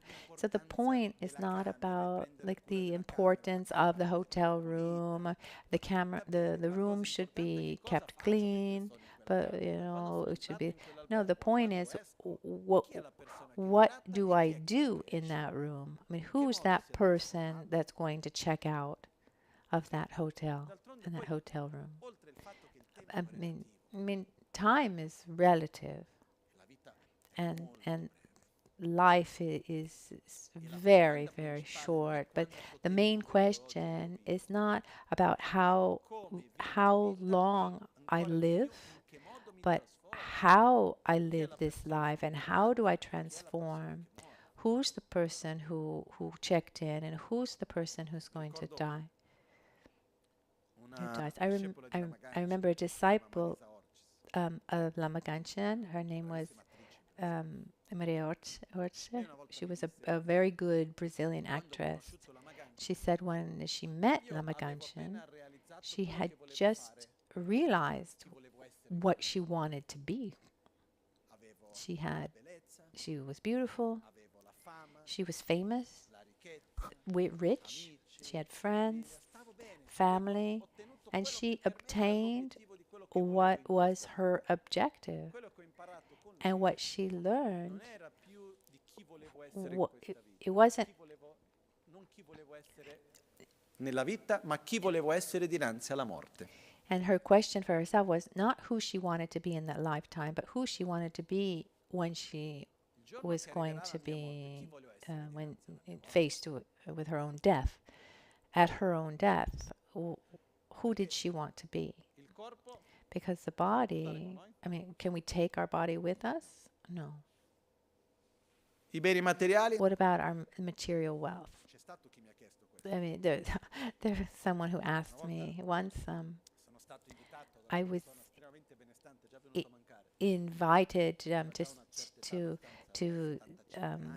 someone's house who was very, very wealthy. He was about 75 at the time. He's already passed on. But he said to me, Lama, I have a really big problem. Maybe you can help me. I've had a lot of success in this life. I've had a beautiful life. I have a tremendous amount of money, a lot of power. And he was a very, very rich person in Brazil. And he said, but my problem is I'm going to die. And I said, what can I do for you? And he said, but you, in your Tibetan Buddhism, you recognize reincarnation, right? Well, how does that work? I explained how it works. And he said, well, what if I open up a trust fund? And I don't know, I can put in like 200 million and I charge someone or I hire someone to be in charge of finding my reincarnation. I said, well, that would be quite the business. This, this wealth transfer from life to life. If you're when in doubt, I mean, just a couple millions here. But I said I personally would never trust someone to do that. I would never get in the middle of something like that. I mean, when like Toto says, he's Italian actor, comedian. He says after death, we're all the same. So if we met ourselves after death, I mean, the one with millions and the one without a lira, I mean, we're all the same. So, someone once said to me, I'm getting towards the end of my life. I really want to enjoy it as much as possible. I do not want to be the richest one in the cemetery. I mean, so our body we can't take with us. Our image, neither. What can we bring with us? We can't bring knowledge with us. Have you ever met a baby who knows everything? Maybe a previous life was a university professor. No, we are born with predispositions. Someone maybe who has a very, very deep connection to music. When that person is reborn, has this deep connection to music and probably can learn it very, very easily. Or someone who lies a lot and then in the next life is very easily taken to lie or to also steal, etc. I mean, suicide, for example, without getting into the details. I mean, there's a strong difference between choosing how to die and choosing between life and death. I don't know if this difference is clear. One thing is, I'm in a situation where I have no possibility to stay alive in very short term. And then another thing is I don't like life for whatever reason it is, and I don't want to live anymore. When one takes one's own life, it's an act that requires a lot of strength and a lot of violence towards oneself. And one needs such a strong determination. And it's in Buddhist text says it leaves an imprint in the mind, and that imprint lasts for about 500 lives. Until that karma is totally used up. So for about 500 years, it's not like every life is click, click, click, click. No, but it's just a general indication that one has such a strong imprint of wanting to take one's life that one lives that for about 500 years. if what we do in this life that leave the imprint, so that's what we take with us. So the deepest parts of our personality, the karmic force of those actions, and the those imprints, then those predispositions that come from having familiarized ourselves with such. So I asked myself, so remember that there's nothing wrong with dying. There's nothing wrong with dying.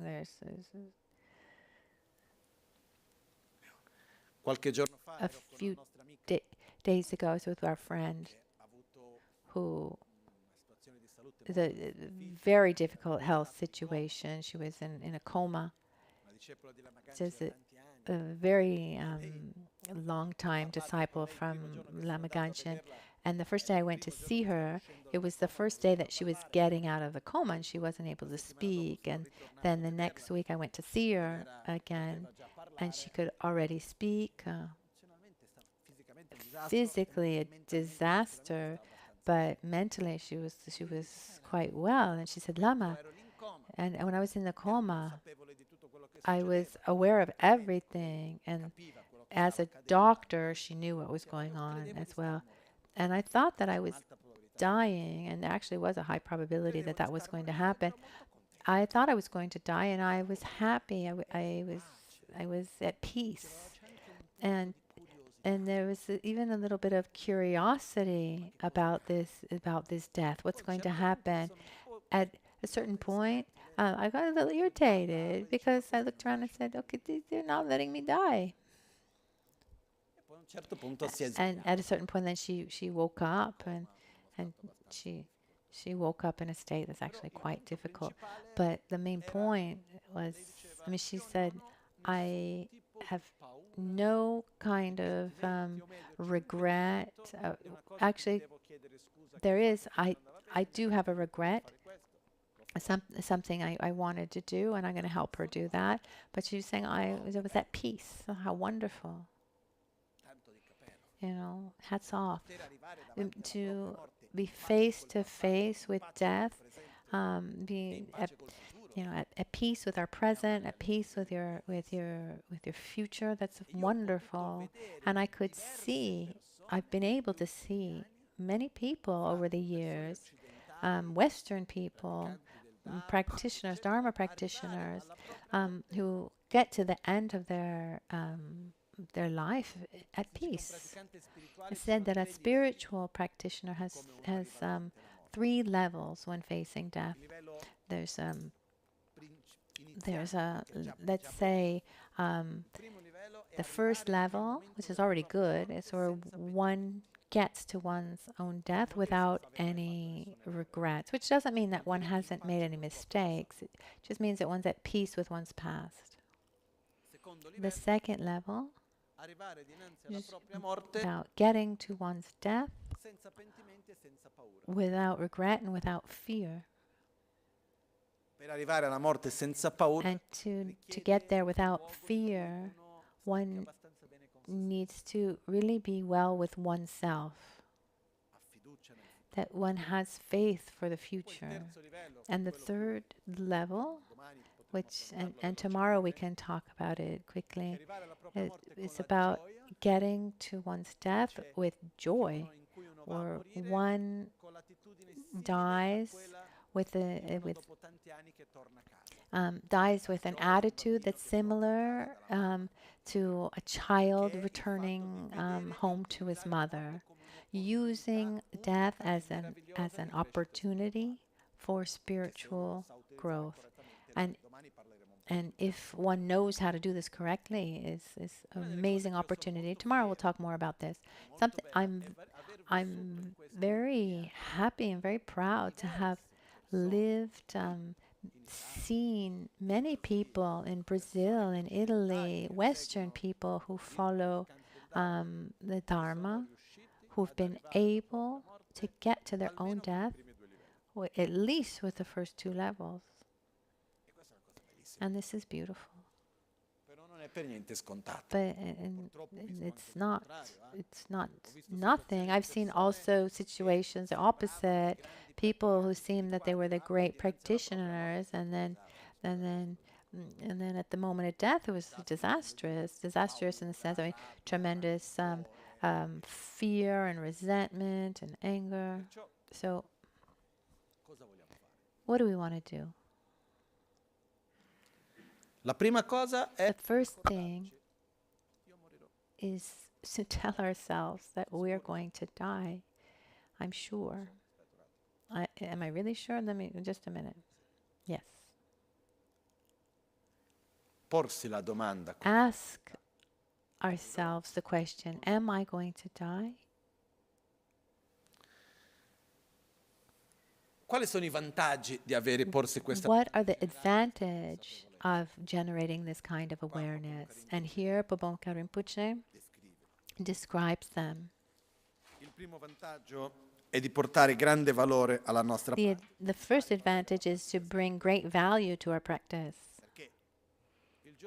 Because the day that I'm going to die, I won't be able to bring my body, my material goods, my wealth.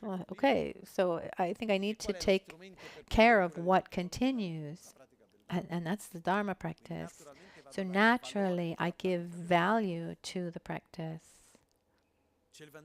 There's the advantage of bringing great power to our practice, because it helps me get beyond just these automatic responses. And here there's a fundamental point. There's a great difference between generating awareness of one's own mortality without clarity and tools of knowing what to do. Because if I think about death and I remember that I'm going to die and I don't have anything that can help me to prepare myself, it's just going to bring more fear. Or someone say, okay, well, I'm going to die, so I'm going to do, everything I want to do.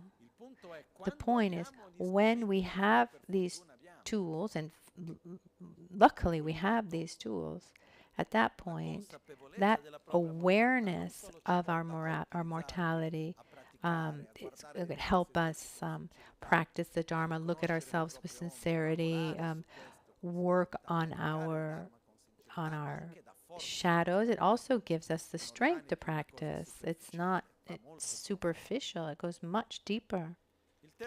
That third advantage of recalling death, the next three, where we give importance to the beginning of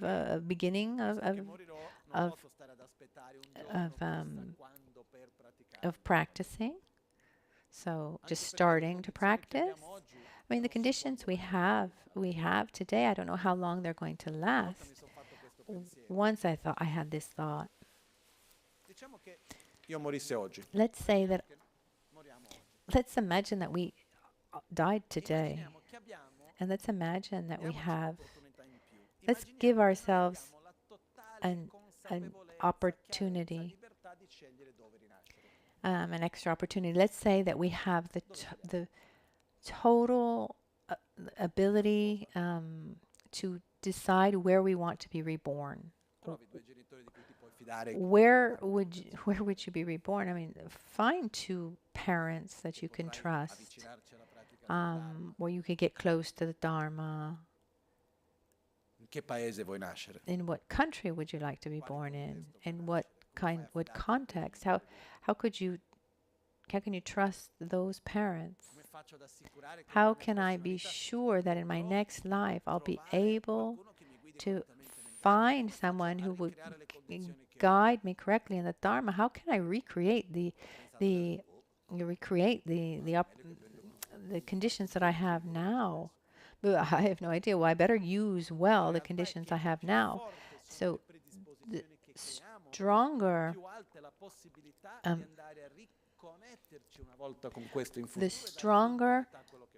the predispositions that we have in this life are, the stronger the chance of recreating them in the next life. But I need to start practicing now. I need to really get out of my comfort zone and change my habits that are not working for me, so that I can practice the Dharma well. So beginning the practice, it helps to start the practice, and this will help give continuity to the practice and help also. It'll be important very much at the end, and this advantage will also help us face death with joy and happiness. Twice I remember of having the honor of being close to someone who was about to die, and who faced his death with a certain amount of joy. The person didn't want to die, but he was at peace with his life, at peace with death, and he was joyous. And it was very interesting that when someone dies really well, the people next to them, in these cases, there were two people who actually died quite young, but who were able to face their death quite peacefully and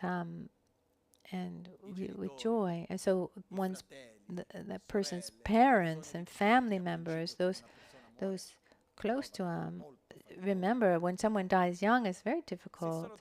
But these people, the family members, those close to the person, they knew that conceptually they should be devastated, but they felt like something beautiful was happening. So what happens is, if we're able to live life well, if we prepare ourselves well for our death, which means living our life well, because if we prepare ourselves for death, it means that we are living our life very well. So at that moment of dying is nothing to fear. Death itself is not to be feared. And to make sure that we can face our life without regret and without fear, and maybe even also with joy, is a sincere Dharma practice, which has nothing to do with being Buddhist. It's generating the positive qualities like generosity and love and patience through be it through Buddhism or another path. But when we assure all of that, I mean, is it better to be aware of our mortality or not? I think it's much better to be aware of our mortality. And so we should cultivate this awareness at least once a day. Ask ourselves this question. And ask the question, breathe, give a couple breaths, take a couple deep breaths, and then answer. So bring that awareness little by little deeper, and remember again and again and again that there's nothing wrong with dying. That death is not a defeat. There's a lot wrong with living life badly and carrying on resentment and hatred, etc. But dying is not a problem. This is very important, very important. So,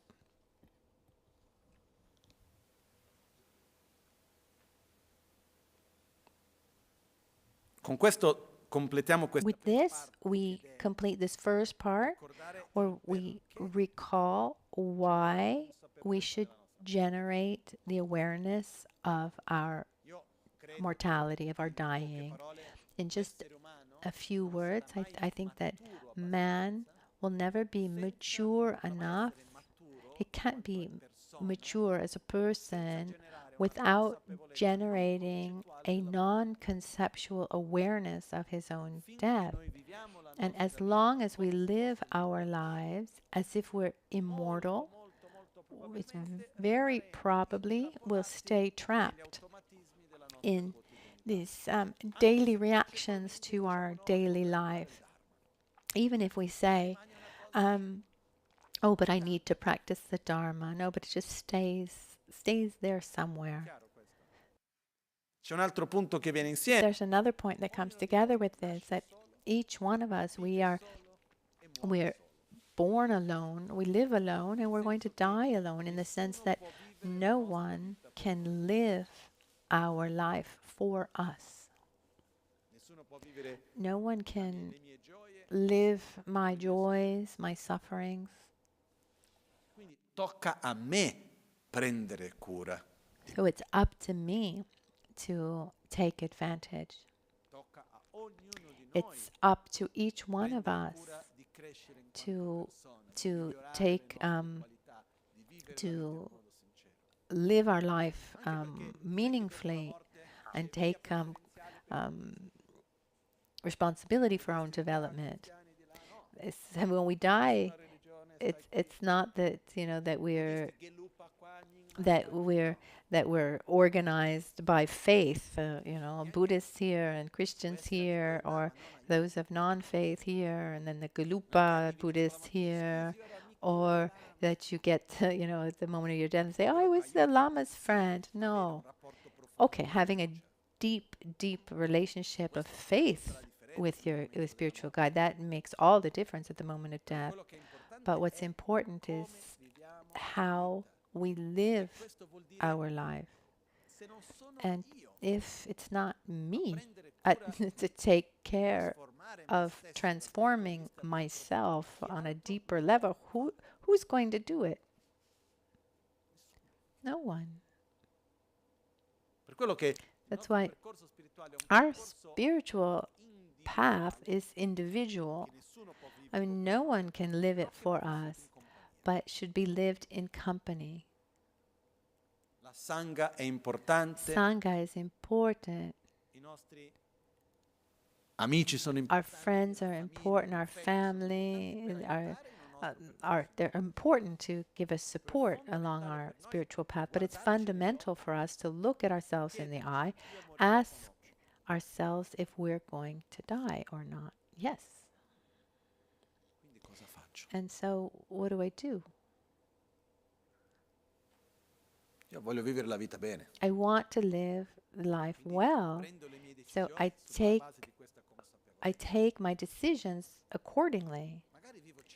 Maybe I live to be 100. Maybe just a couple hours, a couple minutes more. But I need to live it well. To live it well means cultivating my qualities, being more and more a better person, and so that I can get to the end of my life where I feel that I've tried to the best of my ability to have been a positive influence on those around me, on the world around me. I don't mean, to have become a great Buddha, Bodhisattva, but at least I've lived with awareness. I've tried to the best of my ability to really to be a good influence to someone who does well by myself and for others. And it's possible. As I said before, I've had this possibility of seeing quite a few people in these years. In my opinion, they were able, they did it so well. So we can do it, but we need to, but we can't lose time, can't waste time. And now we get to the next point, which is what's the actual method to recall death. And here it's divided into 9 and then divided into 3. The first is meditating on contemplating the certainty of death, contemplating the uncertainty of the time of death. And the third point is contemplating that when we die, nothing except the Dharma can benefit us. Corpo non ci può più aiutare. Our body can't help us, our wealth can't help us. It's the Dharma practice that's going to help us. Just very quickly, let's look at, there's the certainty of death, and there are 3 points. The first is that certainty is that death, the Lord of death, is going to come. He's going to appear, and it can't be turned back by any means. There's no Lord of death. It's death itself. So at a certain point, death will come. You can't just say, okay, no, it's not the right time, or I don't want you. There was this story in certain cultures that's told. Once a man was traveling, and at a certain point, he saw the Lord of Death. He saw, even in our Western culture, we have this personification, this embodiment of death. So he sees death coming, and he gets scary, and he starts running, and he gets super far, and then finally, I think I've gotten rid of him. But then he saw death again, and so he said, "You've come to our meeting. We can't run away from death when it arrives, it arrives, which doesn't mean that we can't try to face sickness and cure ourselves." I have a friend who died a few months ago. He used to drive like a crazy person. Three accidents. And he never slowed down, and he would always say, when it's my time, it'll be my time.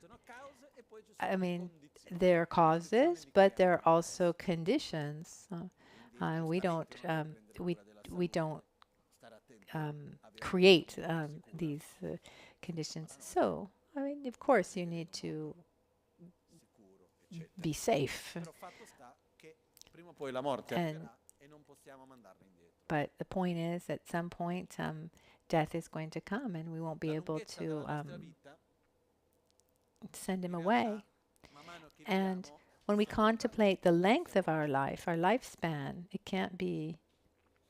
Our lifespan is continuously decreasing. I mean, with every passing day, our lifespan is shortened.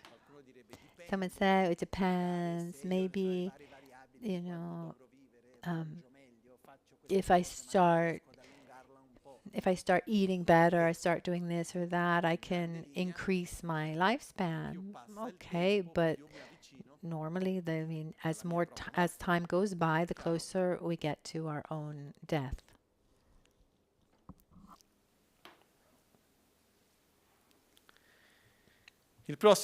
The next point is that once we are absolutely sure that we're going to die, the truth is that we don't have that much time left to practice, because we're made up of habits. Changing habits requires time and effort. It's not that I understand that I shouldn't get angry, that I'm able to never get angry. I've told myself very clearly, I don't want to be reborn lazy. What's the only possibility I have to not be born lazy? I mean, it's something that I need to face today. And it's not something that is resolved from one day to the next. It's something that requires time to change. So, I mean, death will come for sure. With every passing day, I'm getting closer to death.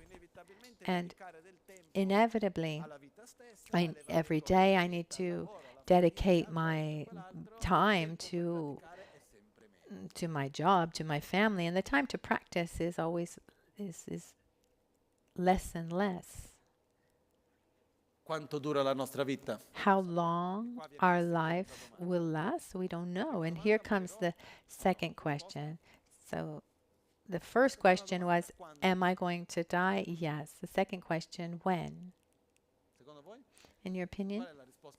What's the most coherent, let's say, answer? That would be, I don't know. There was a case that Lama told me about, of a disciple of his. The mother was very sick. She had, let's say, she had a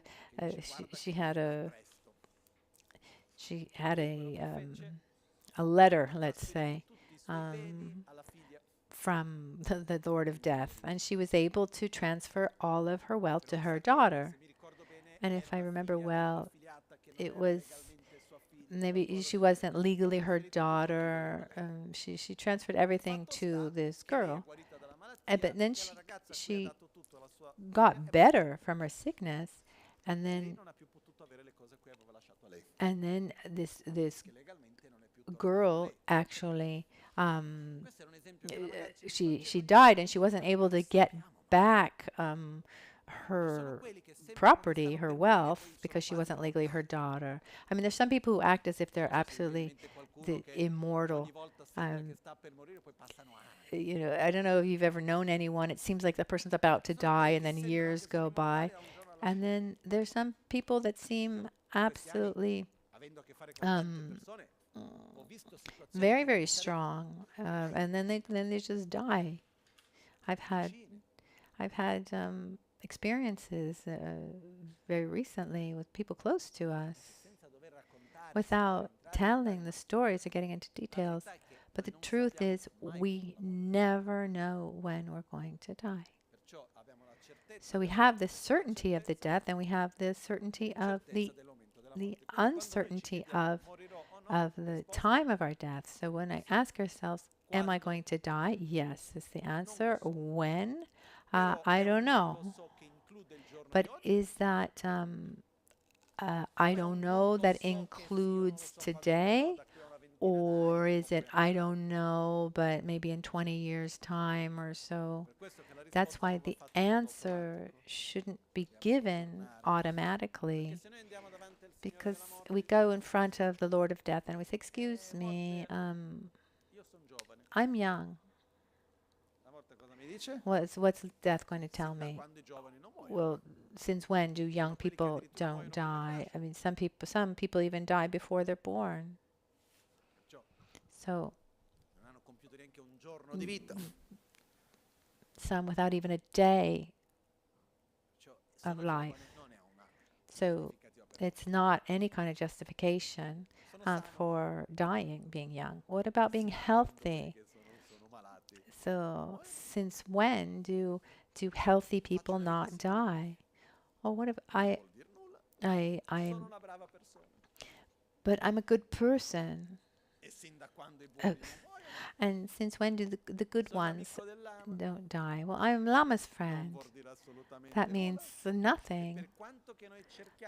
No matter how many justifications we try to give to the Lord of Death as to why we wouldn't die today, there's not one valid. There's not one that's valid.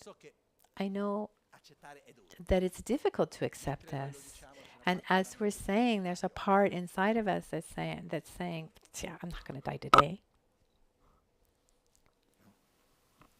Io quando ho incontrato quell'insetto, when I met that insect, c'era la possibilità di morire. There was that possibility of dying.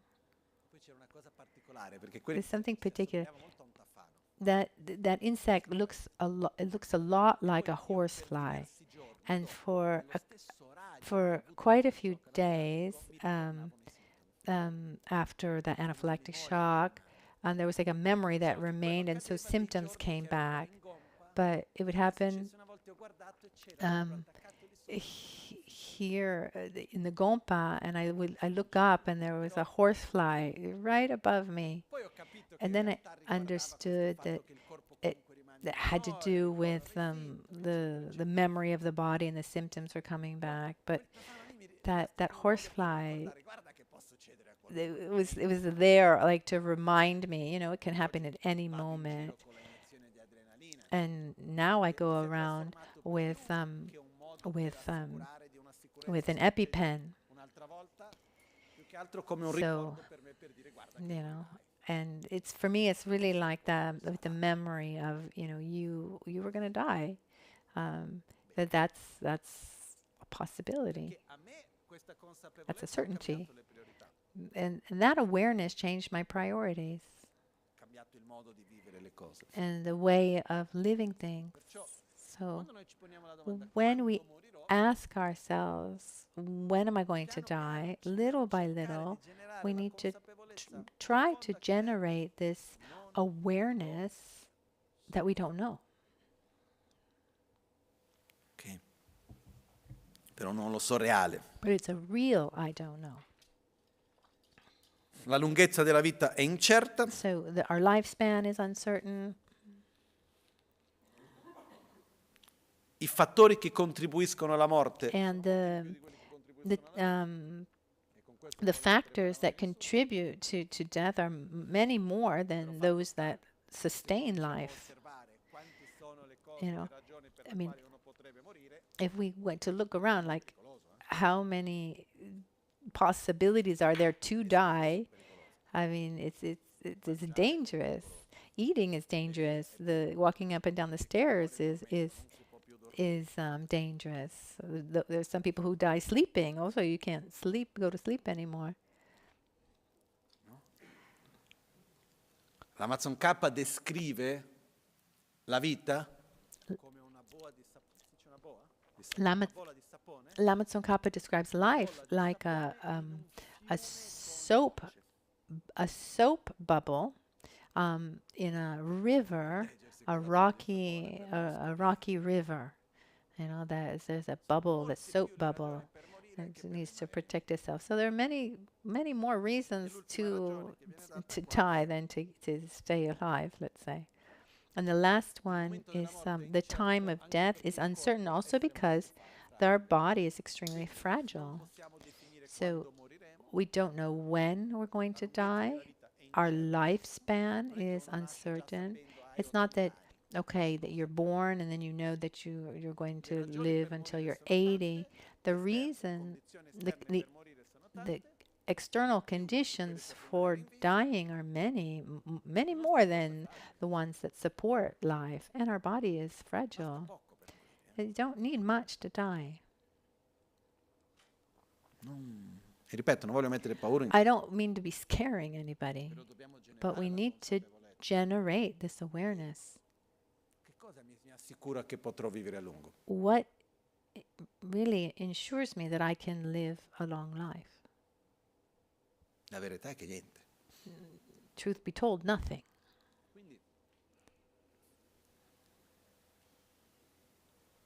Quando morirò? Non lo so.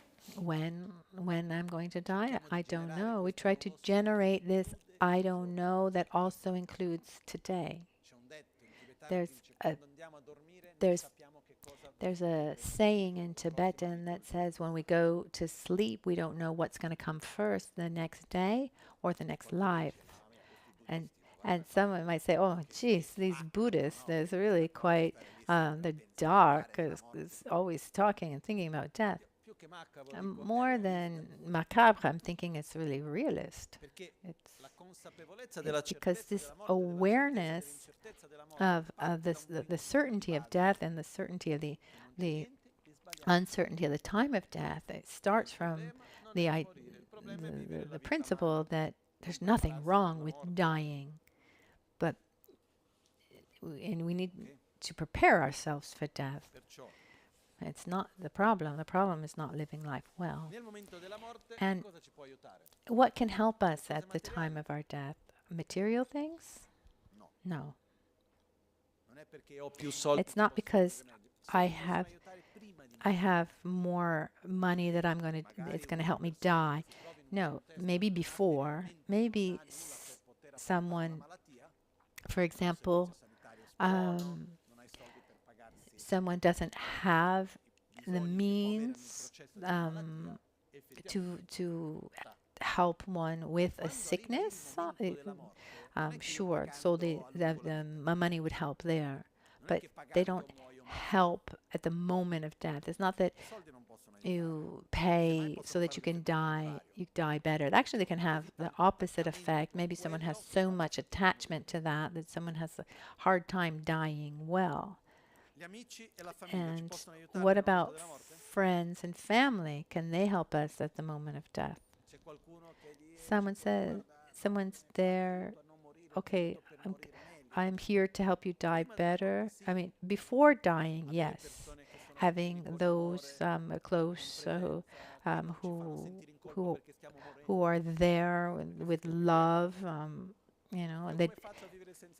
that don't make us feel guilty for leaving. I mean, because that happens too. People say, "How am I going to live without you?" Vorrei continuare in vita in questo momento, però non... Say, I'd like to stay, but I'm not able. But actually, at the moment of dying, no one can come and do something for us. Only we face the moment of our death, and our body can't help us in that moment either. The only thing that can help us in the moment of death, the deep habits that we've created. For example, two practical examples, and then we'll stop for lunch. A friend of ours who's already passed. Her name was Patrizia Beninca. She was a girl who lived in Milan. She was a wonderful photographer. If you've seen that book, the Visione di Saggezza in Italian, and the cover photo was hers. So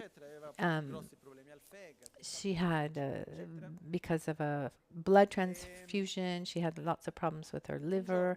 And one day she was in Dubai at the house of a friend, and she had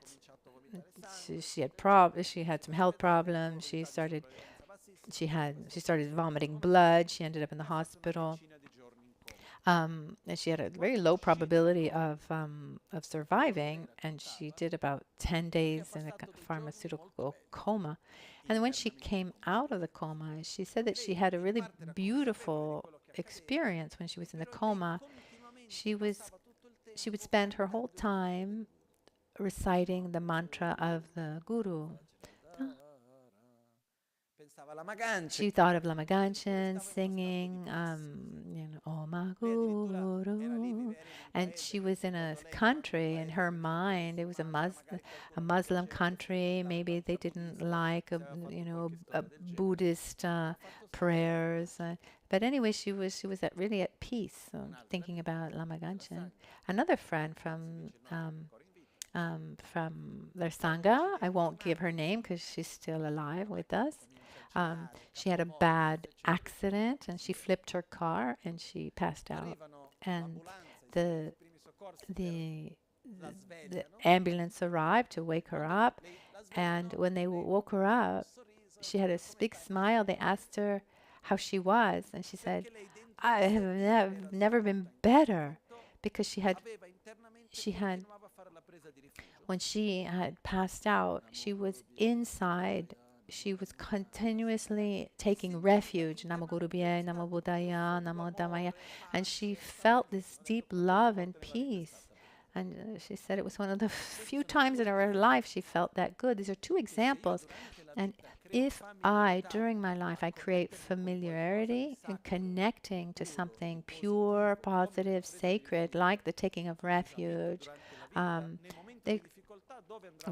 it's going to help me that moment of death. Where's my mind going to go? And this will help me so much. These two examples bring this. When when we say that at the time of death, the Dharma can help, it's not that, okay, here, death is coming, where's my book? Oh, here's my... No, these are deep habits that we've created, and this relationship of love and trust with our Guru Buddha that upholds that this the harmony in our present moment, the faith that we have in the future. This is what is going to sustain us at the time of our death. The practice of the sincere practice of Dharma is the only thing that can help us at the time of death. So, question: am I going to die or not? Yes. When? I don't know. I personally have added 2 questions. If I were to die now, who would I be in the facing death? Who am I beyond my body, beyond my wealth, beyond my social position, beyond the social relationships that I have? Who is really dying? Who continues? Who am I facing my death? 4th question: what am I doing today to die well, to live well? What am I doing today to cultivate what I want to cultivate? What do I want to let go of? What do I not want to take with me when I die? And what do I want to take with me? And what am I doing today to cultivate what I want to become? So, this afternoon, I want to talk about something. It's not exactly here in the Lam Rim.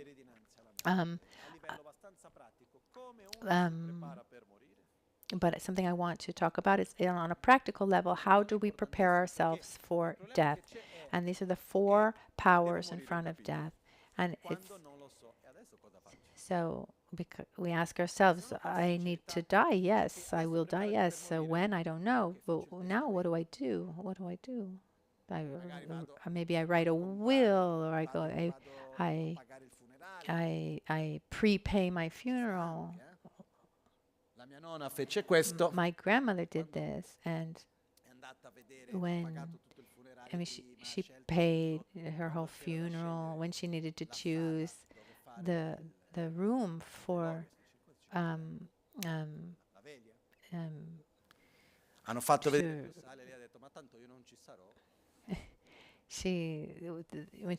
to choose the room, and she thought, well, I'm not going to be there. It's not going to change so much for me.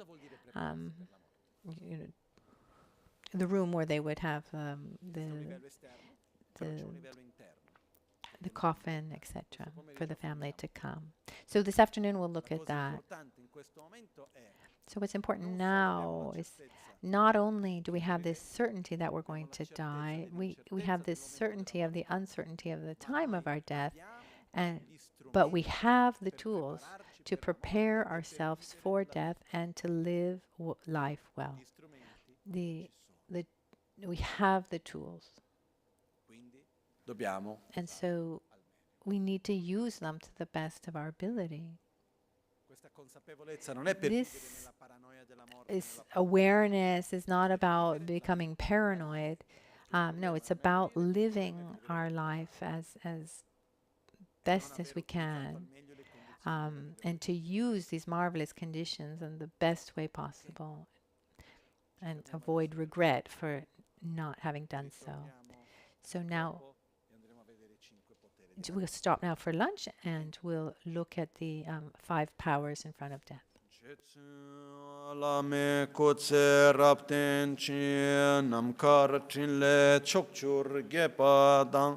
Losan tempe dreme sasumgi drowe munsel takto ne gyor che kewa kunto yanda lama dang Dralme chöki pela longche ching. Sadan lamge yunten rabzo ne. Dorje change kopa. Nyur toba sho nimo dele tsendele. Nime kunyan dele kshin. Takto delek pe kuncho sumke chinge lop. Kuncho sumke ngodrubo tsol. Kuncho sumke trashisho. All'alba. At dawn or at dusk, at night or midday, may the three jewels grant us their blessings.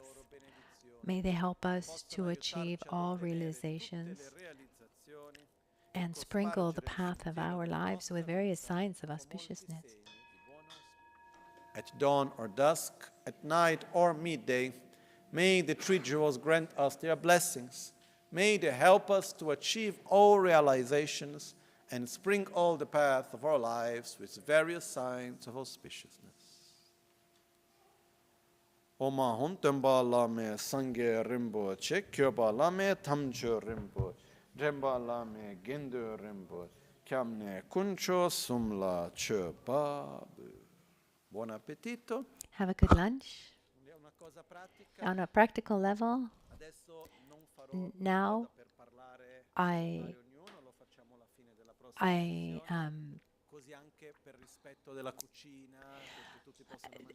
okay, I won't be receiving people now, but we can do it afterwards. Also to respect the kitchen, and everyone can have a good lunch and have a hot lunch, and I'll see you after.